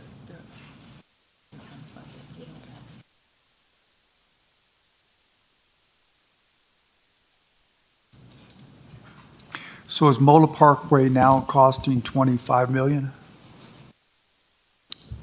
For the record, John Erb, Douglas County Public Works. That's in total with design costs, construction costs, Ashland Park added to it, and then material and testing and inspection. So is that Mola Parkway is now up to 25 million? It was 15 before to build the road between where Park is at. And I understand you said Ashland Park. I was going to ask you something about that next. But did the Mola Parkway, I assume it did, went up some because of the inflation and the construction cost, but did it go up that much? Or is Ashland Park, how much do you have in for Ashland Park? For Ashland, John Erb for the record, for Ashland Park, right now it's around 4 million. There's some discrepancies and 4 million for our portion of it. There's some discrepancies that we're trying to work out. So then, is the Mola Park way with the park area and all the stuff, because you mentioned some of the work that needs to be done for the construction of the road, but that would be part of the original cost, I would have thought, that we were quoted at 14, 15 million before. Is it up to 21 million now? So we're expecting the bids to be anywhere from 14 to 16 million for construction, but there's other fees to go along with it, like the the material testing and inspection. And yes, it has gone up somewhat, to answer your question. I thought that would have been all part of the construction. For example, the first million that we put in for was it engineering cost? We did it the first month we were on the board. Wasn't that part of the original 15 million, or was that in addition to the 14, 15 million we were? The design fee of 1.3 million that went to the RTC, when you said on the RTC, was specifically for the design. That was not part of the construction cost, no. So when we were told that the construction would be 14, 15 million, that's just to build the road, not the engineering, the architectural, the environmental reports, and all the other stuff that goes along with developing a road. Is that what you're saying? And that's what most of this difference is? That's some of the difference. And then, we started this project in 2019 with the design. I think that's when it went to the board when you were on there. Costs have gone up significantly since then. Last question I had dealt with Ashland Park, because I've met with some of the people there that had, the owners there that have a problem, and they don't believe they're responsible for as much as the county's requested and would do so. The 4 million that we have in there, is that from the last offer that was made to them? Or is there something that's gone on the last couple of weeks that's moved that up? And I guess if that isn't the case, is what happens if there is I'm sorry. So we're just discussing who's going to answer that question, because that agreement is very much in flux and nothing has been settled on how much we owe or how much the developer owes. So that's one of those items we need to determine before we can set the final budget. And I guess that's what I was trying to get you. You put in 4 million there, that's a lot less, and they're hoping the county pays, and I'm sure. So it could be a lot more than that too then. Is that right, or you think 4 million is a pretty close estimate? Terry will be for the record, it could be any number between 0 and we don't know yet. So again, this is a plan, and we would be bringing back items to you at a later date. Does that make sense? Okay. Okay. So it says here the 15 million's unfunded. However, is it funded or is it not funded? Terry will be for the record. We will determine a funding plan and bring that back to the board. Some of that will be in the RTC fund reserves. And so 10.1, or the 10 million has already been budgeted. So we will bring that back, a complete fiscal plan to the board Okay. and to the RTC board as well. Right, and I'm still getting questions from the public. When can we expect to try to break ground on this sucker? We're in the final design phase. We're looking at a possible advertise for bid in July of this year. And so construction would start in the fall. Okay, now, if we're gonna, and what is the projection, Mr. Urban? I know it's difficult, but what is the projection timeline in regards to building this out? Because, I mean, if we're starting construction in the fall, we're gonna get back into our winter season again, so. So we're looking at anywhere from 8 to 12 months construction period. Okay, so phases will be done that are not gonna be harmed by the weather, I suppose. John, for the record, since the majority of this is new construction on ag land, all the fill work for the sub-base and base can be done throughout the wintertime. It's the paving that is required with specifications regarding specific temperatures that are required. So we hope to get all the earthwork and all that done first and then pave in the summertime. So can our residents, and I don't want to put you too much on the spot here, but can our residents expect to be able to drive on that road, say August of '24? Is that too aggressive? That's a little aggressive. A little aggressive. Yeah. I don't want to commit to a date. You never know what happens when you start digging around, especially in ag land, what kind of material you're going to hit underneath that may need to be mitigated. So. Okay, I know they're In a anxious. perfect world, I mean, it's been a possibly. 60-year project, so what's another few months, right? So, yeah. Okay, very good. We appreciate you going forward with this. I know our residents are looking forward to it. Okay, any other questions regarding Mueller specifically? Okay, how about Vista Grande? Where are we at on that particular project? And Terry will be for the record. This is partially funded. The majority of this is funded through the redevelopment area 1. It's the last thing out of RDA 1. There is a small amount that's unfunded, $647,000, that we expect to find funding for. I know our residents would appreciate that as well, right? So, okay. And then Johnson Lane and Mottsville Road and Pine Nut Road and Kimmerling Road are all future projects unfunded. So, although it looks like Johnson Lane was funded in 24-25 with reserves from capital, right? Regional. So those have to, go ahead. John, for the record, Johnson Lane is on the Campo Transportation Improvement Plan. We're hoping to get federal funding for that. So. Okay. Any other questions, gentlemen? Commissioner Hales? No? Okay. See, her head's shake. No. So, okay. Are we done with the regional transportation total then? Okay. We can go to the next one. Sheriff's Office. Sheriff has one project, that would be the shoot house, and I'm sure he would like to talk about that. And that is totally funded by $418,000 of donations and the balance from the capital project ad valorem fund. What page are we on now? This Cartwright? 265. Jenny Cartwright for the record. The Sheriff's Department request, I'm sorry, I'm flicking through pages here, I was just making a note on my previous page, is on CIP book page 258 or packet page 263.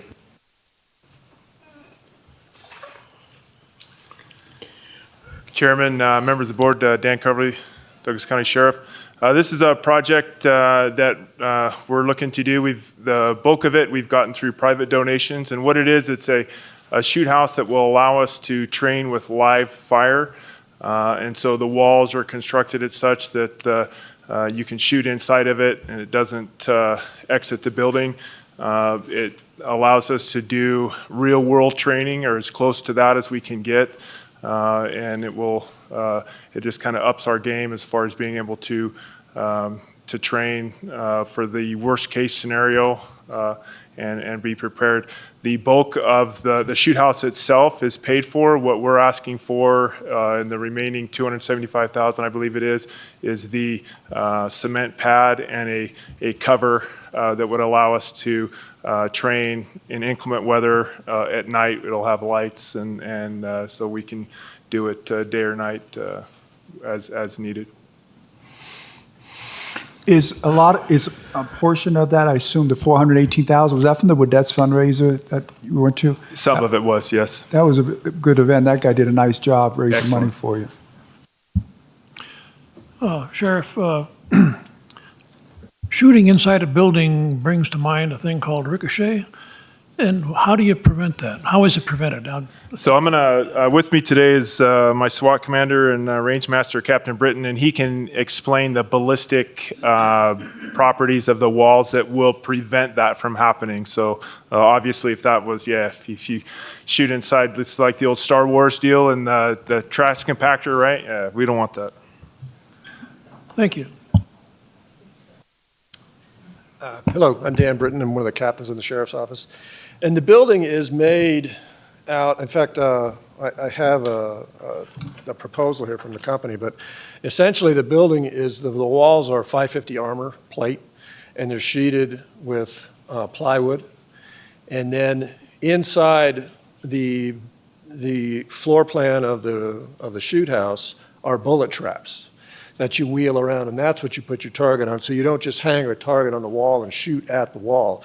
You shoot at these bullet traps, so it's kind of redundant. The bullet would have to get through the bullet trap and then get through the wall. So the bullet's not going to leave the building. And if it hits the plywood, that's what the plywood's there for. It stays inside the plywood and splatters inside on the 550 armor, so it won't ricochet off the 550 armor. That's why it's sheeted with plywood on the inside. Thank you. The question came to mind because I've been doing some reload of 30-06. I'm sorry, I didn't hear you. Been doing some reloading of 30-06. It'll stop 30 caliber ammunition, yeah. So. Commissioner Rice. Can I assume that this will be a real live version of the FATS training?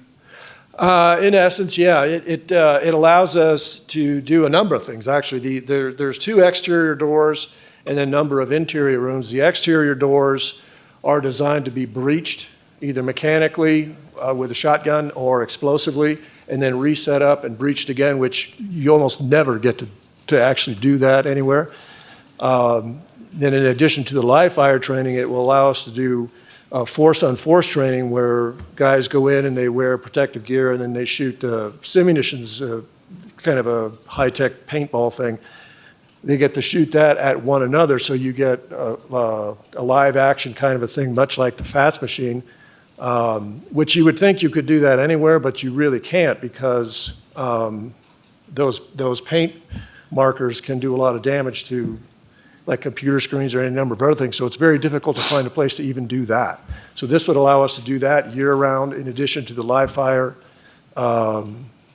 training and in addition to the breaching of doors and stuff, which you almost never get to do anywhere. Amazing. Thank you. I noticed a line in here about brass and bullets, recovering those. What are you going to do with the brass? I'm sorry, I'm having a hard time. What are you going to do with the brass? The expended brass? We'll clean it up and we can send it back to our distributor for credit. Commissioner Commissioner Hales, any questions? No, okay. Of course, the question we're going to get is this going to be open to the public? No. Good answer. Okay, just want to make sure, because we'll get those questions immediately. So, okay, very good. Thank you very much for your presentation. So, any other questions? Sensing none, we'll go on to the next item, stormwater. Terry Wilby, for the record, these are two stormwater projects. One is the completion of the Johnson Lane flood mitigation project. It's just the last little bit. And the new one would be the Hot Springs Buckbrush Flood Control Project. The majority of that is grant funding, and that grant has been applied for and is in progress.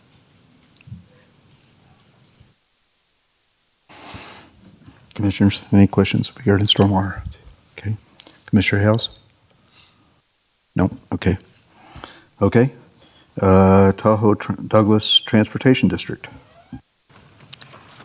Terry Willoughby, for the record, there are three projects listed here. One was requested during the budget process and regular tentative budget process, and it was requested to be brought back. You also have a letter from SSTMA on your dais that was received today. They could not be here to discuss their request, but they did send the letter in.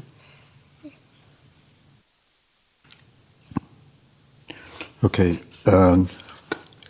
Questions for commissioners? Commissioner Hales, it looks like your microphone's on. I don't have questions, but I have some things to say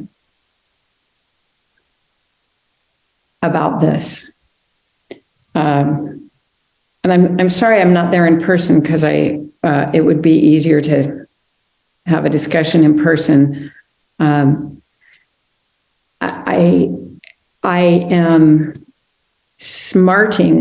stinging from SB 213 still, and have some thoughts about that. But regarding this 600,000 that's before us today, I did want to say a little bit, and that is, if it was the right thing for us to fund some money towards microtransit, then it's the right thing whether or not SB 213 happened. I've had opportunity to have some discussions with members of the SSTMA board, and I can assure you that they were very surprised to learn about SB 213. And can you enlighten us on what's happened? Because I haven't heard. Okay. Well, it didn't, you mean on SB 213? Yes. It did not make it out of committee. So not that it's never really over until the legislature dismisses, but it's pretty much not going to be revived. So when I say SB 213, I don't mean ongoing, but I mean the fact that it even happened.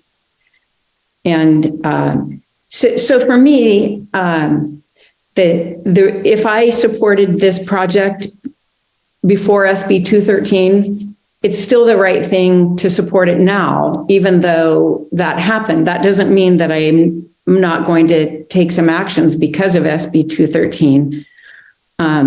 For me, it's the right thing to support this because it takes cars off the road. And that is the number one thing we can do to preserve Tahoe clarity. And I want to preserve the clarity of Lake Tahoe.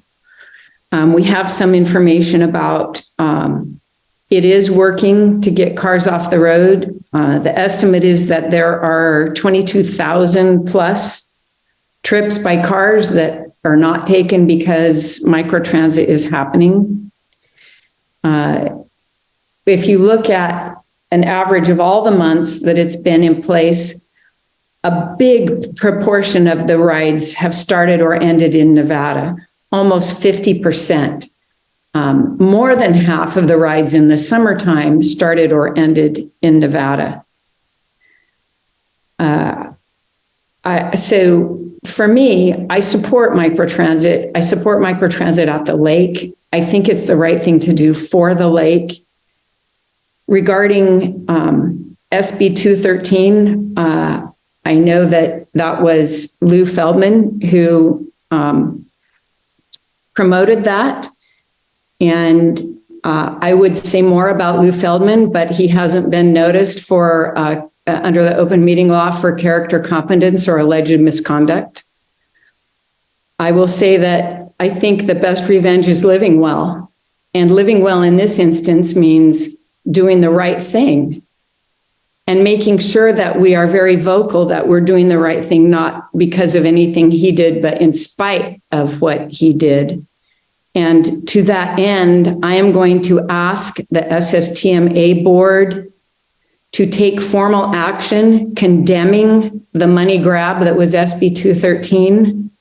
And I'm going to ask them to take formal action distancing themselves from Lou Feldman.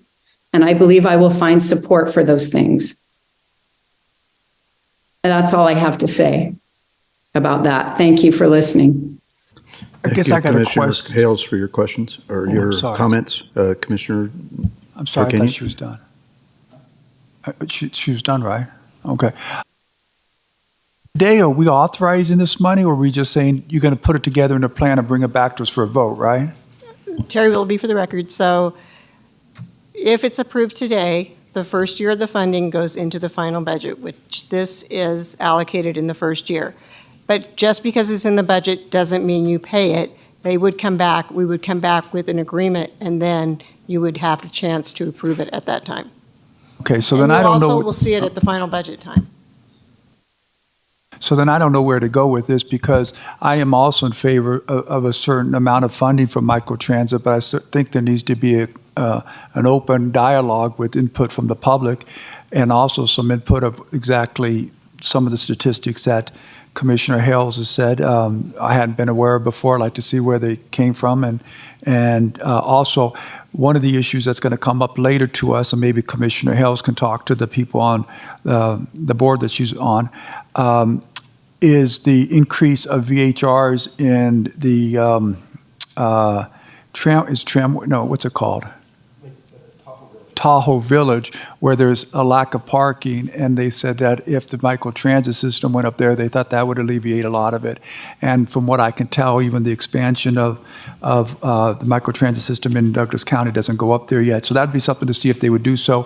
Plus, I believe we also need to take into consideration the amount of money that the event center, which is Douglas County paid facility, is also going to pay for the microtransit system.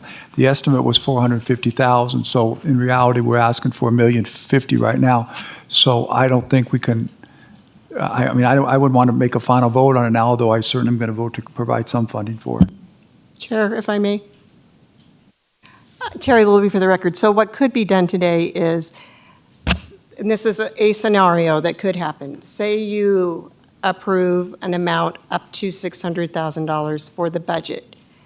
Then with the contingency that the requester come before you and do a presentation for an agreement. And you could always make that agreement less than what the budget is. Does that make sense? Sounds brilliant. Yes. So I'll weigh in a little bit here on this, and I share the concerns that Commissioner Tarkanian and Commissioner Hales have expressed, and I've always indicated in this regard, especially in this microtransit element of this particular budget item, is finding additional funding sources. There's a number of them that are available, and yet we seem to be the only entity, as we went forward with this last year, we seem to be the only government entity that was had a financial obligation to that by mandate or by resolution, and that troubled me. So I think we still need to see the entire budgeting laid out to us from a cost standpoint, and also from a acquisition of funds standpoint from the other entities, El Dorado County, South Lake Tahoe, and the others involved. Because if it's 1.2 million, we're still on the hook for 50% of that, then So I don't disagree with the up to portion of that, again, up to $600,000. But, and I'm looking forward to the numbers that we see in further inclusion into the residential areas of our county. Commissioner Hales has identified one in particular, the Zephyr Cove Food Bank and things of that nature, moving residents around to take advantage of those facilities. So I think those are important aspects of that. I know that Barton is increasing their footprint in Douglas County, and I know that this will be a tremendous benefit to them and to Douglas County, of course, moving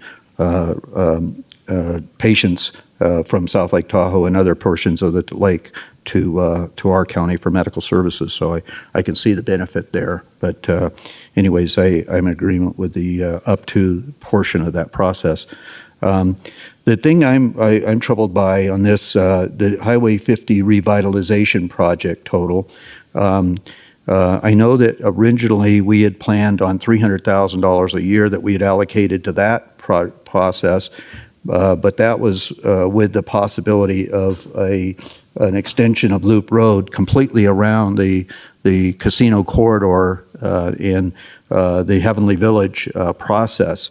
And that project is pretty much, as I understand it, dead on the South Lake Tahoe side of the border. And I'm still not convinced that a roundabout at Highway 50 and what is it, Lakeview, or basically what's more commonly referred to as a loop road, is certainly necessary. So I'm not sure that this is a wise thing for us to keep putting or allocating $300,000 to. But those are Tahoe Douglas transportation funds that are generated through room taxes, I believe, right? Correct. Terry Willoughby and John Erb is here to answer any questions on that project. Jenny Cartwright, for the record, if I may. I just wanted to clarify, there is an update to the packet. So if you're looking at the original funding worksheet that was published with the agenda, it has $300,000 in fiscal year 2024. That was updated to $1.2 million in fiscal year 23-24, which represents $300,000 per year going back to fiscal year 21. So that was an update in your packet. You have updated pages 274 through 276. So I just want to make sure we're all looking at the right numbers before John answers your question. Yes. Commissioner, Mr. Erb, you had something to add to this? John Erb, for the record. In regards to the US 50 corridor project, it is being spearheaded through Tahoe Transportation District, Carl Hastings. It will improve the casino corridor, and it'll remove a signal at Lake Parkway with a roundabout, and improve the approaches in and out of there. So there is benefit to the county to have this, because right now that signal is, I would like to say, a headache sometimes, because it seems like I'm always sending technicians up there to fix it. So there will be benefit to the county as far as the operations in that area. Like Jenny was saying, this goes back quite a ways, and the money will be in a reserve. It will come back before the board for any type of agreements and payments in the future, but we would have a reserve set aside when that time comes.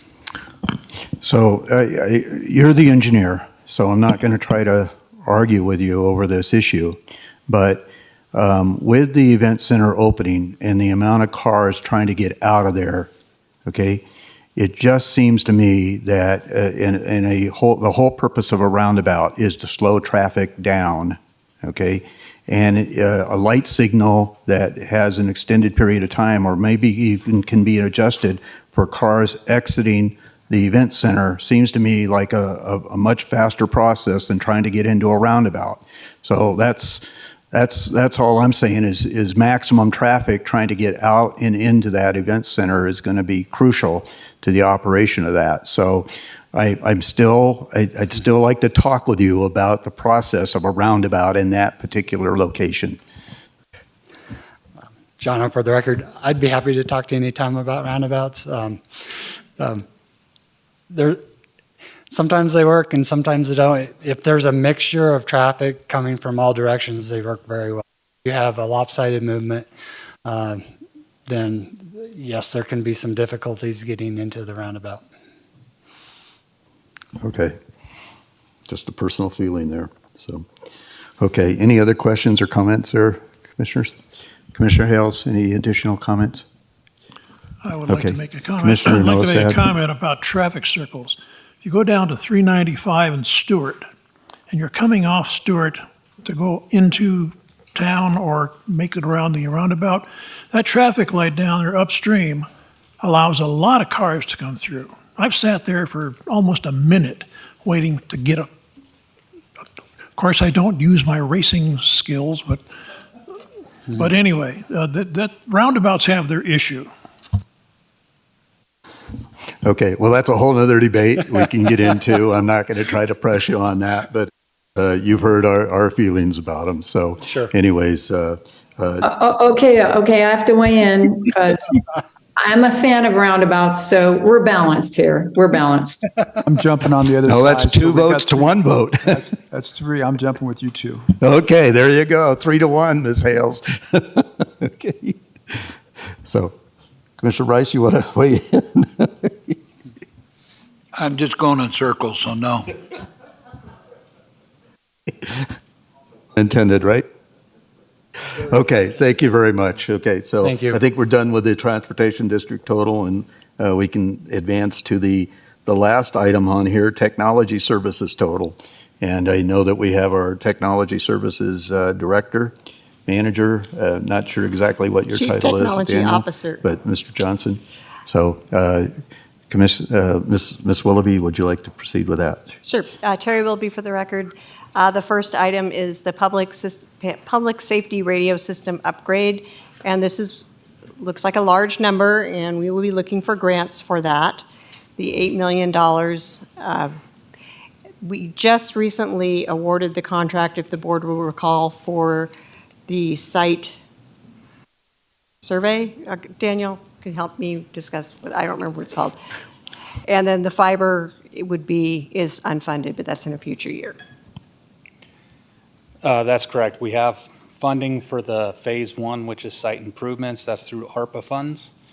And we just entered the contract for the engineering services, which we have kicked that project off, and we're beginning the process with the engineering services, which will then lead into the construction for the site improvement side of it. And then the remaining funds are for the next phases, which is the network backhaul and network monitoring sides, as well as the equipment that's out at the radio site locations. Okay.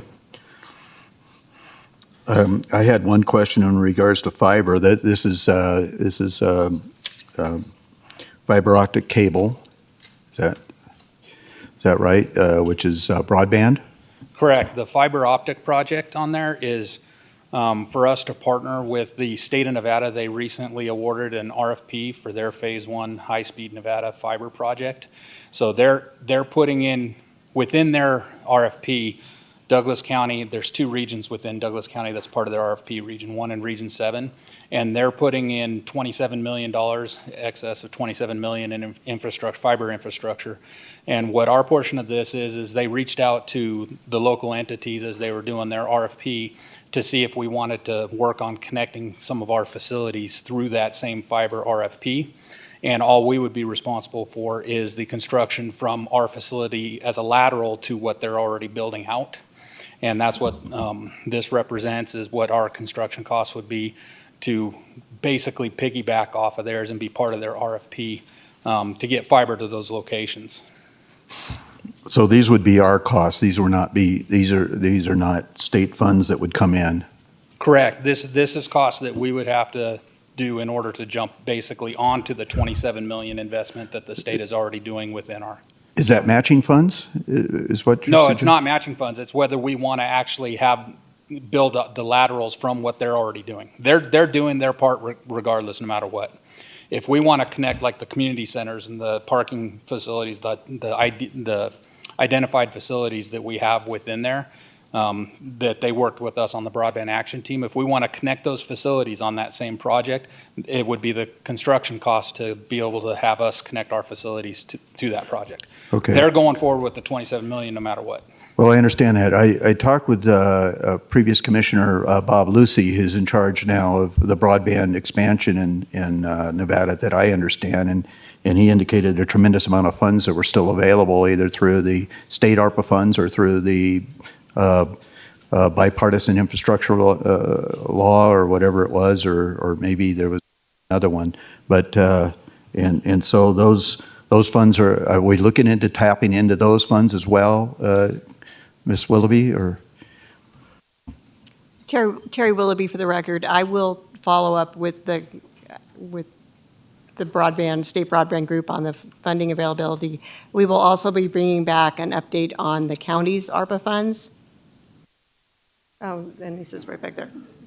We have maybe we have the subject matter expert here with us. Well, also. and part of it with this CIP coming forward, the first year shows is funded from reserves, I believe, and then subsequent, we'd be looking for subsequent funding. But we do need to basically tell the state yes or no, like in the next 45 days, if we're going to be a part of the project or not. And so, we showed it is funded for the first year through the reserves in order to be able to get our answer back to the state to say, yes, we're going to be a part of it and we're going to have those facilities connected. And we'll continue to look for the funding for subsequent years. Mr. Chairman, Miss, I have a question regarding communications. The public safety radio systems, that include DCSO, fire, dispatch, all of those? Yes, it's our radio system backbone. So DCSO is on that, East Fork Fire is on that, and so is Tahoe Douglas Fire. And it's the communications back into our dispatch facility. Having had a little bit of experience using, when I was on Citizens Patrol, getting down to the south end of the county, there's no radio coverage down there. Does that gap plan to be fixed? Yes, as part of our federal engineering study that we commissioned, that the commission approved, that is identified within that study, and that's what we're looking at as our roadmap for improving that. There's some new site additions down there that are part of that study that we're looking at. Thank you.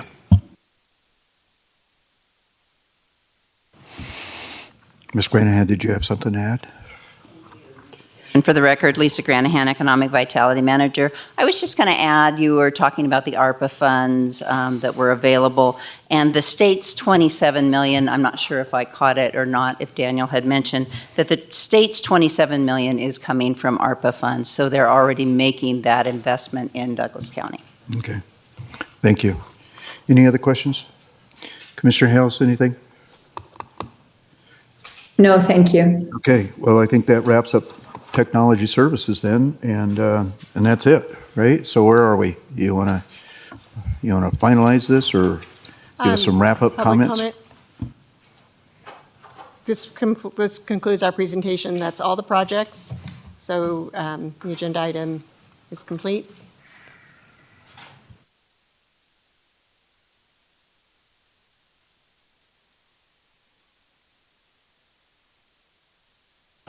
We thank you for your presentations, and thank you for your time and clarification on the different items. And it is for action items, so we would be looking for a motion on this to approve as presented. Okay, so we'll take, for possible action, we'll take public comment on this item, and then we'll come back for closing public comment after that. If commissioners have nothing else to add? Okay, we'll go to public comment on this item.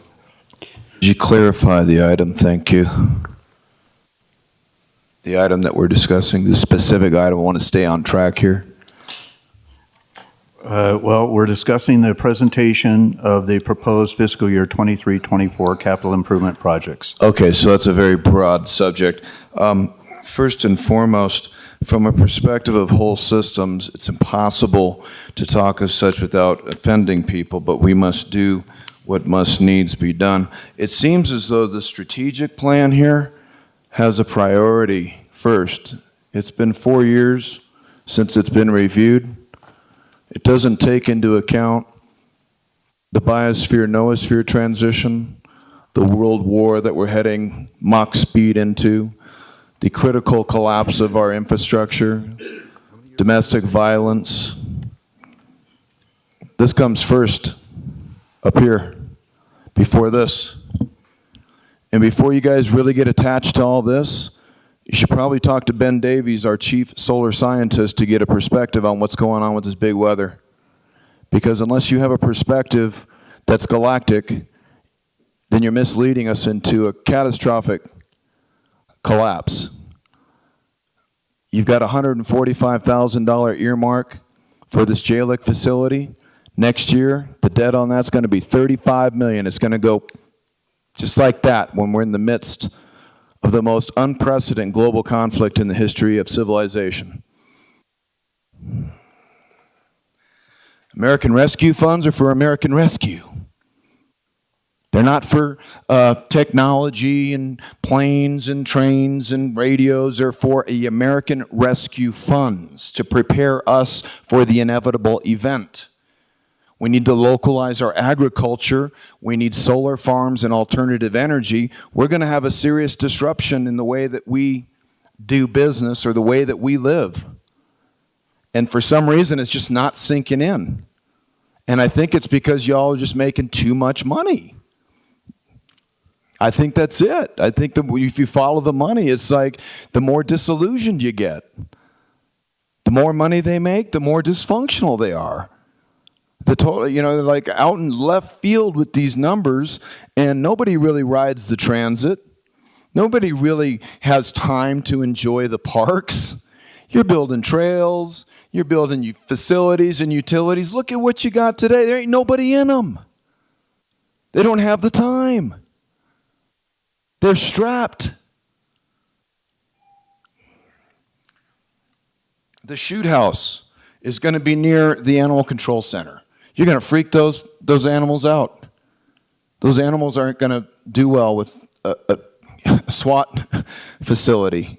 You can put it up further from there, but it shouldn't be proprietary. We should have our local militia integrated with law enforcement. We saw how that went during the so-called Antifa riot, okay? And why they should have the only access to this training is clear. Thank you. Additional public comment on this item?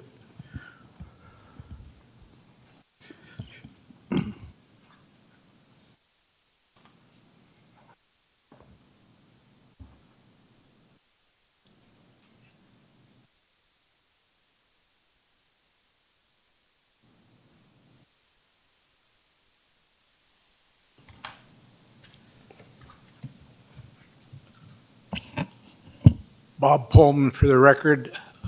I'd like to talk about CD7, which is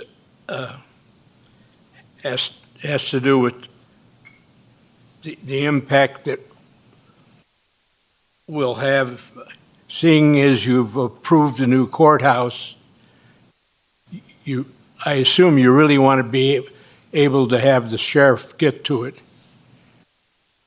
during a flood. So it's eloquently written here, the description of Buckeye Road. But there's one thing missing. It's not an emergency road. You gave that to Zerlon Bridge a while back. And I don't know if it is ever going to get built, but anyway, this item needs to be completed by the time the courthouse is completed.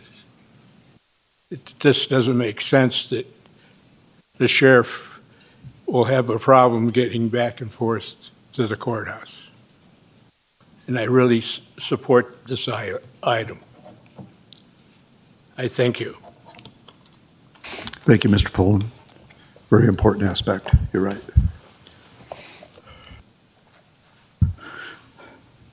Additional public comment? Seeing none, we will then go to closing public comment.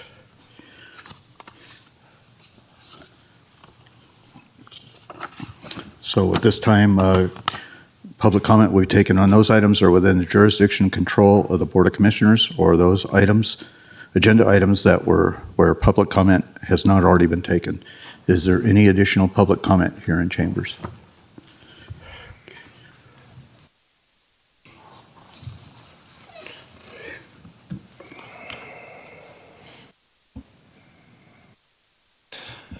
Jason Gibson with the House of Gibson. A few questions regarding the new jury case management. That's interesting. We need that. There is no online filing system in the existing facility. That is totally unacceptable for a 21st century court. They make it that way so that doing business is difficult for the public. In order to access any kind of case files or case documentation, you have to wait upon the clerk who's behind the window, behind the desk. It's very inconvenient, and they charge you 50 cents a page to deter you from printing and from accessing paperwork. They want to expand this type of facility at the tune of $62 million. And I'm here to tell you, after doing business here recently, that it's not a justice center. It's a commercial meat grinder. It's so deviant from the practices of our Constitution. And we're going to bring that up to you. We're behind on all our paperwork, but what's forthcoming is a total blatant deviation from the basic constitutional right to due process, to right to counsel, the right to have your witnesses, the right to a fair trial. You cannot get a fair trial in Douglas County courts, period. And they expect to expand it. And in expanding it, they're going to have to justify the expansion investment because those owners and those shareholders and those stakeholders are going to want their money out of it. And that's the ones who are enriching themselves by investing into it. Those are the public servants and the employees who are benefiting the most from it. So they have to make up a lot of crime. And the practices of your law enforcement here are so deviant, no one's going to be surprised because it perfectly matches the history of Nevada when we talk about the gold rush and the crime that was existent back in the Wild Western days, which has been carried over into the unbridled commercialization of Douglas County. Never heard of no Citizens Advisory Board before. First time I've heard of it, and I've been coming to these meetings for a year.